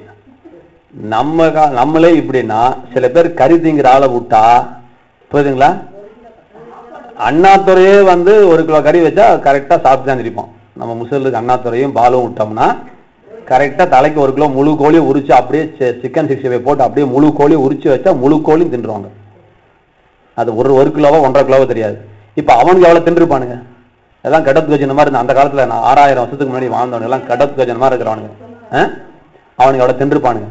இப்ப போய் சொல்றான், ஒவ்வொருத்தனும் உக்கான 2 கிலோ திங்காம எந்திரிக்க மாட்டாயா, நீ பாட்டுக்கு வாயை கொடுத்து புண்ணாக்கிட்டியா. ஆண்டவர்கிட்ட போய் சொல்றாங்க, ஒண்ணு மோசம் போல, வாய் தவறி டங்கு ஸ்லிப் ஆயிடுச்சு, நான் சொல்லிடுறேன், 3 நாளுங்கிறது சரியா 30 நாளுன்னு சொல்லிட்டாரு, நீ 4 குறைன்னு சொல்றான் சார் ஆண்டவர்கிட்ட போய். ஆண்டவர் சொன்னாரு, இதுக்குதான் நீ ரூமுக்குள்ள கூட்டி வந்தப்பா, சரிவா வெளியே போலாம். நான் இப்ப சரியா சொல்லட்டுமான்னு? சரியா சொல்லிடுறேன். எல்லாம் கவனமா கேட்டுக்கோங்க. 1 நாள் அல்ல, 2 நாள் அல்ல, 10 நாள் அல்ல, 20 நாள் அல்ல, 25 நாள் அல்ல, 30 நாள் மூக்கு பிடிக்க நான் டோர் டெலிவரி பண்றேன். என் கரம் குறுகி போயிக்கோ இல்லையோ என்பதை மோசே நீ நாளை காண்பாய். ஏன் கரம் குறுகிடுச்சுன்னு பாக்குறியா? 40 லட்சம் ஜனத்துக்கு எங்க இருந்து கறி தர போறான் நீ நினைக்கிறியா? எங்க இருந்து கறி வரப்போகுது நினைக்கிறியா? எத்தனை லாரி கொண்டாட போற நினைக்கிறியா? நாளை காலைல பொழுது, நாளை நீ தூங்கு, இன்னைக்கு காலையில பாரு நான் யாருன்னு காட்டுறேன். காலையில எந்திரிச்சு பார்த்தா கர்த்தர் சமுத்திரத்துல ஒரு கீழ்காற்றை வரவழைச்சு, அங்க காடை என்று நம்ம சொன்ன காடை கிடையாது, நம்ம பைபிள்ல காடைன்னு மொழிபெயர்த்துட்டாங்க. அது ஒரு பறவை. அந்த பறவை எந்த கொம்பனாலையும் பிடிக்கவே முடியாதான். அந்த பறவையை கொண்டு வந்து காத்து அடிச்சு, அது எடுத்த காத்துக்கு ஒன்றும் செய்ய முடியாம கோடிக்கணக்கான லட்சக்கணக்கான காடை நல்லா கவனிங்க, எங்க உழுவுது அப்படின்னா, கரெக்டா அவன் வீட்டு வாசல்ல, வீட்டை தவிர வாசல்ல இங்கிட்டு 20 கிலோமீட்டர் கிழக்க 20 கிலோமீட்டர், வடக்க 20, மேற்க 20, தெற்க 20 கிலோமீட்டருக்கு ஒரு சதுரமா 3 முழம் உயரத்துக்கு, நம்ம முழம் இல்ல, அவன் முழம் பெருசா இருக்குமா, 3 முழம் உயரத்துக்கு, 2.5 அடி உயரத்துக்கு, 2.25 அடி உயரத்துக்கு மேலங்க 3 முழம்னா இதுவே ஒரு முழமே 1 அடிக்கு மேல வருது பாத்தீங்களா? 3 முழம் அப்படின்னா பாத்துக்கோங்களேன், அதான் கைக்கு 3 முழம் உயரத்துக்கு கர்த்தர் இன்னைக்குதான் டோர் டெலிவரி கண்டுபிடிச்சான். கர்த்தர் அன்னைக்கே டோர் டெலிவரி பண்ணிட்டாரு. கதவை திறந்தவொடனே காடை உசுரோட அப்படியே பொத்து பொத்து பொத்து பொத்து ஒழுங்கு கிடக்குது. அல்லுங்கடா மவனே, தின்னுங்கடா அப்படின்னு 30 நாளும் இவங்களுக்கு என்ன வேலைன்னா, காலையில எந்திரிக்க வேண்டியது, விடிய காத்தால காடையை பிடிக்க வேண்டியது, 65 போட வேண்டியது, குழம்பு வைக்க வேண்டியது, வறுக்க வேண்டியது, எப்படிலாம் திங்க தின்னுடான்னு தின்னுடா. எத்தனை நாள்டா திம்ப? 30 நாள் நீ பொறுக்கவே வரக்கூடாது மவனே. நீ சீ ஐயோ ஒரு நாள் இந்த காடை நிறுத்தாண்டவரே அப்படிங்கிற அளவுக்கு கர்த்தர் காடைகளை குடிப்பார். நாம் ஆராதிக்கிற தேவன் சர்வ வல்லமுடைய தேவன். நாம் ஆராதிக்கிற தேவன் சர்வ வல்லமுடைய தேவன். சர்வ வல்லமுடைய தேவனா அவர் எல்லுன்னு போயிருப்பாரு. என் பேரு எல்லுடான்னு சொல்லியிருப்பார். நான் எல் வந்திருக்கிறேன் இருப்பாரு. இதுல அவர் அப்படி சொல்ல, நான் எல் ஷடாய் வந்திருக்கிறேன். இப்ப ஷடாய் என்று சொன்னால் மார்பகம் பெருத்தவர். அதாவது என்னுடைய அர்த்தம் என்னன்னா, ஒரு குழந்தைக்கு எத்தனை உதாரணம் சொல்றேன், புரிஞ்சுச்சுக்கோங்க. இப்பதான் ஞாபகத்துக்கு வருது. அதை கூட நான் எழுதி வைக்கணும், இது எழுதி நான் அப்ப நோட்ஸ் எழுதிக்கிறேன். பன்னின்னு போட்டு உதாரணம் போடு. பன்னி குட்டி, நாய்க்குட்டி கூட கம்மி தாங்க, நிறைய குட்டி போற உயிரின் எதுங்க? அதனால்தான் பன்னி குட்டி போட்ட மாதிரி வத வத வத வத வந்துடுறானுங்களே ஐயா. உதாரணத்துக்கு பண்ணி தான் இழுக்கிறோம், இல்ல நாய் குட்டி போட்டான்னு சொல்றோம், பண்ணி தான் சொல்றோம். அதனால தானே பண்ணி இழுக்கிறோம். பன்னி குட்டி போட்ட மாதிரியும் பாருங்க. எங்க ஊர்ல எல்லாம் ஒரு பன்னி குட்டி போட்டுச்சுன்னா, சரி ஒரு 10 குட்டி போடுமா, எவ்வளவு போடும்? ஆமாடி, சரி வெயிட் பண்ணுங்க, விஷயத்துக்கு வருவோம். இப்ப 16 குட்டி, நல்ல ஜாதி பண்ணி இந்த 16 குட்டிக்கு பால் தருமா தராதா? என்னப்பா அவ்வளவு பால் வருமா? அப்பா சிவகோணி, இதத்தான் கர்த்தர் சொன்னாரு, நான் மார்பகம் பெருத்த தேவன். அப்படின்னா என்ன அர்த்தம்னா, நீங்க மாத்திரமல்ல, இந்த முழு உலகமுமே, நல்லா கவனிங்க, அர்த்தத்தை சொல்லி முடிக்க போறேன். முழு உலகமுமே உனக்கு என்னமா வேணும் அப்படின்னு சொன்னேன். உங்ககிட்ட ஒரு பேர் நோட்டு, என்ன நோட்டு? கையில ஒரு பேனா. உனக்கு என்ன வேணும்? உட்காந்து கடவுள் செய்யப்படாதுன்னு சொன்னா என்ன செய்வீங்க? ஆடுல இருந்து மாடுல இருந்து தோடு துறவும் எல்லாம் கடை கடை ஒரு பேர் நோட்டை ஃபில் பண்ணிடுச்சு. யாரு? புஷ்பலதா. இலக்கியமாச்சு, இலக்கியம் நீங்க செய்ய முடியல, எழுது. இப்படி உலகத்தில் இருக்கிற அத்தனை ஜீவராசிகளும், புல்லு முதற்கொண்டு கொசு முதற்கொண்டு ஆளுக்கு ஒரு பேர் நோட்டை கொண்டு போய் ஆண்டவர் பாத்திர வச்சு, எனக்கு இத்தனையும் தேவை அப்படின்னு ஒரே டைத்துல ஆண்டோடைய கழுத்தை பிடிச்சா, ஆண்டவர் என்ன செய்வாராம்? அத்தனை பேருக்கு தேவைகளை சந்திச்சு மிச்சத்தை பார்த்தா, மிச்சம் ஒரு 10,000 கோடி வருஷத்துக்கு மிச்சம் இருக்கிற அளவுக்கு கர்த்தருக்கு ஆசீர்வாதம் இருக்குதான். கைகளை தனி நடிச்சிருக்கல. அதான் எல் ஷடாய். எல் ஷடாய் 16 குட்டிக்கு பால் கொடுப்பதற்கு தண்ணிக்கு எவ்வளவு தெம்பு இருக்கிறதோ, இந்த உலகத்தை உண்டாக்கின தகப்பனாகி எனக்கு உலகத்தினுடைய அத்தனை பேருடைய தேவைகளை ஒரே டைத்துல வந்து என்கிட்ட கேட்டாலும் அத்தனை தேவையை சந்திப்பதற்கு எனக்கு பலன் உண்டு. நான் மார்பகம் பெருத்தவர், உன்னை போஷிப்பதில் வல்லமுடையவர். கைகளை தட்டி கண்களை மூடி நன்றி நன்றி நன்றி நன்றி நன்றி நன்றி நன்றி நன்றி நன்றி நன்றி நன்றி ஆண்டவரே. சோதரம் சோதரம் சோதரம் சோதரம் சோதரம். இப்ப நான் அர்த்தத்தை சுருக்கமா சொல்றேன், நீ கண்களை மூடி கேட்டுக்கோங்க. வீட்டுல போய் எழுதிக்கோங்க, வீட்டுல போய் எழுதிக்கோங்க. கவனிங்க, கண்களை மூடுங்க. நம் தேவை எதுவானாலும், எவ்வளவானாலும், எப்பொழுது வேண்டுமானாலும், எத்தனை ஆண்டுகால தேவைகளாக இருந்தாலும், உலகத்தில் உள்ள அத்தனை மக்களும் தன் தேவைகளை ஒரு பேர் நோட்டில் எழுதி கொண்டு வந்து கொடுத்தாலும், அத்தனை தேவைகளையும் சந்தித்து மீதம் காட்டுகிற கர்த்தர் நம்முடைய கர்த்தர். மார்பகம் பெருத்தவர் எல் ஷடாய். கைத்தட்டு. உன் தேவை எதுவானாலும், அது குழந்தையா, அது கையால் வேலை செய்யணுமா, நீ வீடு கட்டணுமா, இதெல்லாம் என்கிட்ட பேசாத. நான் எல் ஷடாய், நான் எல் ஷடாய், நான் எல் ஷடாய், நான் எல் ஷடாய். நல்லா கவனிங்க, நல்லா கவனிங்க. இப்பவே சொல்றேன், ஆபிரகாமுக்கு கர்த்தர் குழந்தைய கொடுத்திருக்கணும்னா 24 வருஷத்துக்கு முன்னாடியே கொடுத்திருப்பாரா? கொடுத்திருக்க முடியுமா, முடியாதா? அப்ப ஏன் கர்த்தர் தாமதித்தார்னா, தேவன் எல் ஷடாய் என்கின்ற வெளிப்பாடு அவனுக்குள் வரல. சரி கடைசியிலாவது தந்தரலாம் இல்ல, கடைசியும் தரல. இப்பவும் நான் சொல்றேன், என் நாமம் எல் ஷடாய். ஏன் தெரியுமா சொன்னாரு? நீ எல் ஷடாயை விசுவாசிக்காமல் நீ பிள்ளைய பக்கத்துக்கு பலன் உனக்கு வரப்போவது கிடையாது. உனக்கு பலனை கொடுக்க, நீ பிள்ளையை பெற்றெடுப்பதற்கு பலனை கொடுக்க எனக்கு என்ன உண்டு? எனக்கு வல்லமை உண்டு. இதுதான் விஷயம். நல்ல கவனிங்க. உன் தேவை என்ன என்பது கர்த்தருக்கு தேவையில்லை. உன் தேவையை சந்திப்பதற்கு மேலான பலனை ஆண்டவரிடத்தில் இருக்கிறது. அவர் தரவல்லவர் என்று உனக்கு என்னைக்கு அறிவு வருகிறதோ அன்றைக்கு அந்த காரியம் நடக்கும் என்று கர்த்தர் சொல்லுகிறார். கைகளை தட்டி நன்றி செலுத்துங்க. அவர் நாமம் எல் ஷடாய். அவர் நாமம் எல் ஷடாய். போது போதுன்னு சொல்ற அளவுக்கு கர்த்தர் ஆசீர்வதிப்பார். வேண்டாம் வேண்டாம்னு சொல்ற அளவுக்கு கர்த்தர் ஆசீர்வதிப்பார். நீ என்ன செஞ்சாலும் வேண்டாண்டதை எடுத்துக்கொண்டாலும் கேட்க போறதில்ல. அவ்வளவு ஆசீர்வாதத்தை தர வல்லவர். நீ என்ன கேட்டாலும், அழகு வேண்டுமா, இளமை வேண்டுமா, உனக்கு என்ன வேண்டுமானாலும் கேளு, நான் கொடுக்க வல்லவர். என் நாமம் எல் ஷடாய். என் நாமம் எல் ஷடாய். என் நாமம் எல் ஷடாய். என் நாமம் எல் ஷடாய். என் நாமம் எல் ஷடாய். என் நாமம் எல் ஷடாய். நம்ம எல்லாரும் எழுந்து நிற்போம். ஒரே ஒரு சரணத்தை பாடி அப்புறமேல நிற்போம். ஒரே ஒரு சரணத்தை பாடுவோம். எல் ஷடாய், எல் ஷடாய், எல்லாம் வல்லவரே பாடி கர்த்தருடைய நாமத்தை மகிமைப்படுத்துவோம். எல் ஷடாய், எல் ஷடாய், எல்லாம் வல்லவரே. எல் ஷடாய், எல் ஷடாய், எல்லாம் வல்லவரே. எல்லாம் வல்லவரே. எல் ஷடாய், எல் ஷடாய், எல்லாம் வல்லவரே. எல் ஷடாய், எல் ஷடாய், எல்லாம் வல்லவரே. எல் ஷடாய், எல் ஷடாய், எல்லாம் வல்லவரே.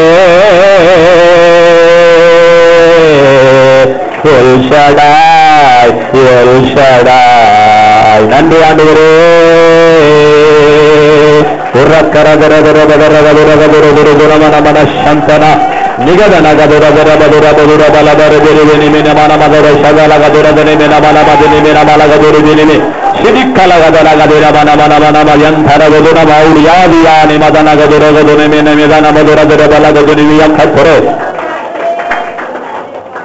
கவனிங்க, முக்கியமான பாயிண்ட மிஸ் பண்ணிடாதீங்க.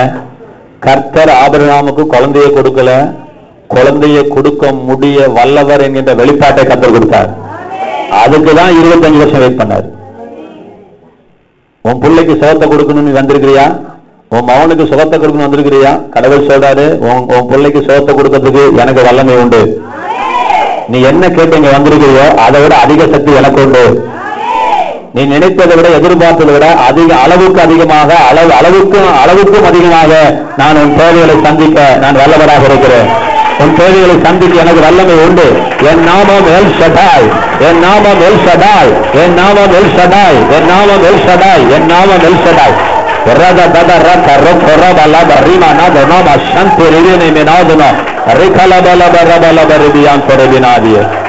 நன்றி ஆண்டவரே.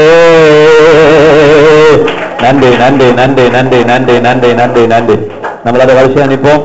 திருவருத்துக்காக ஆயத்தப்படுவோம். வெளிப்பாட்டை பெற்றுக் கொள்வோம். கர்த்தர் நம்மோடு நம்மை ஆசீர்வதிப்பாராக.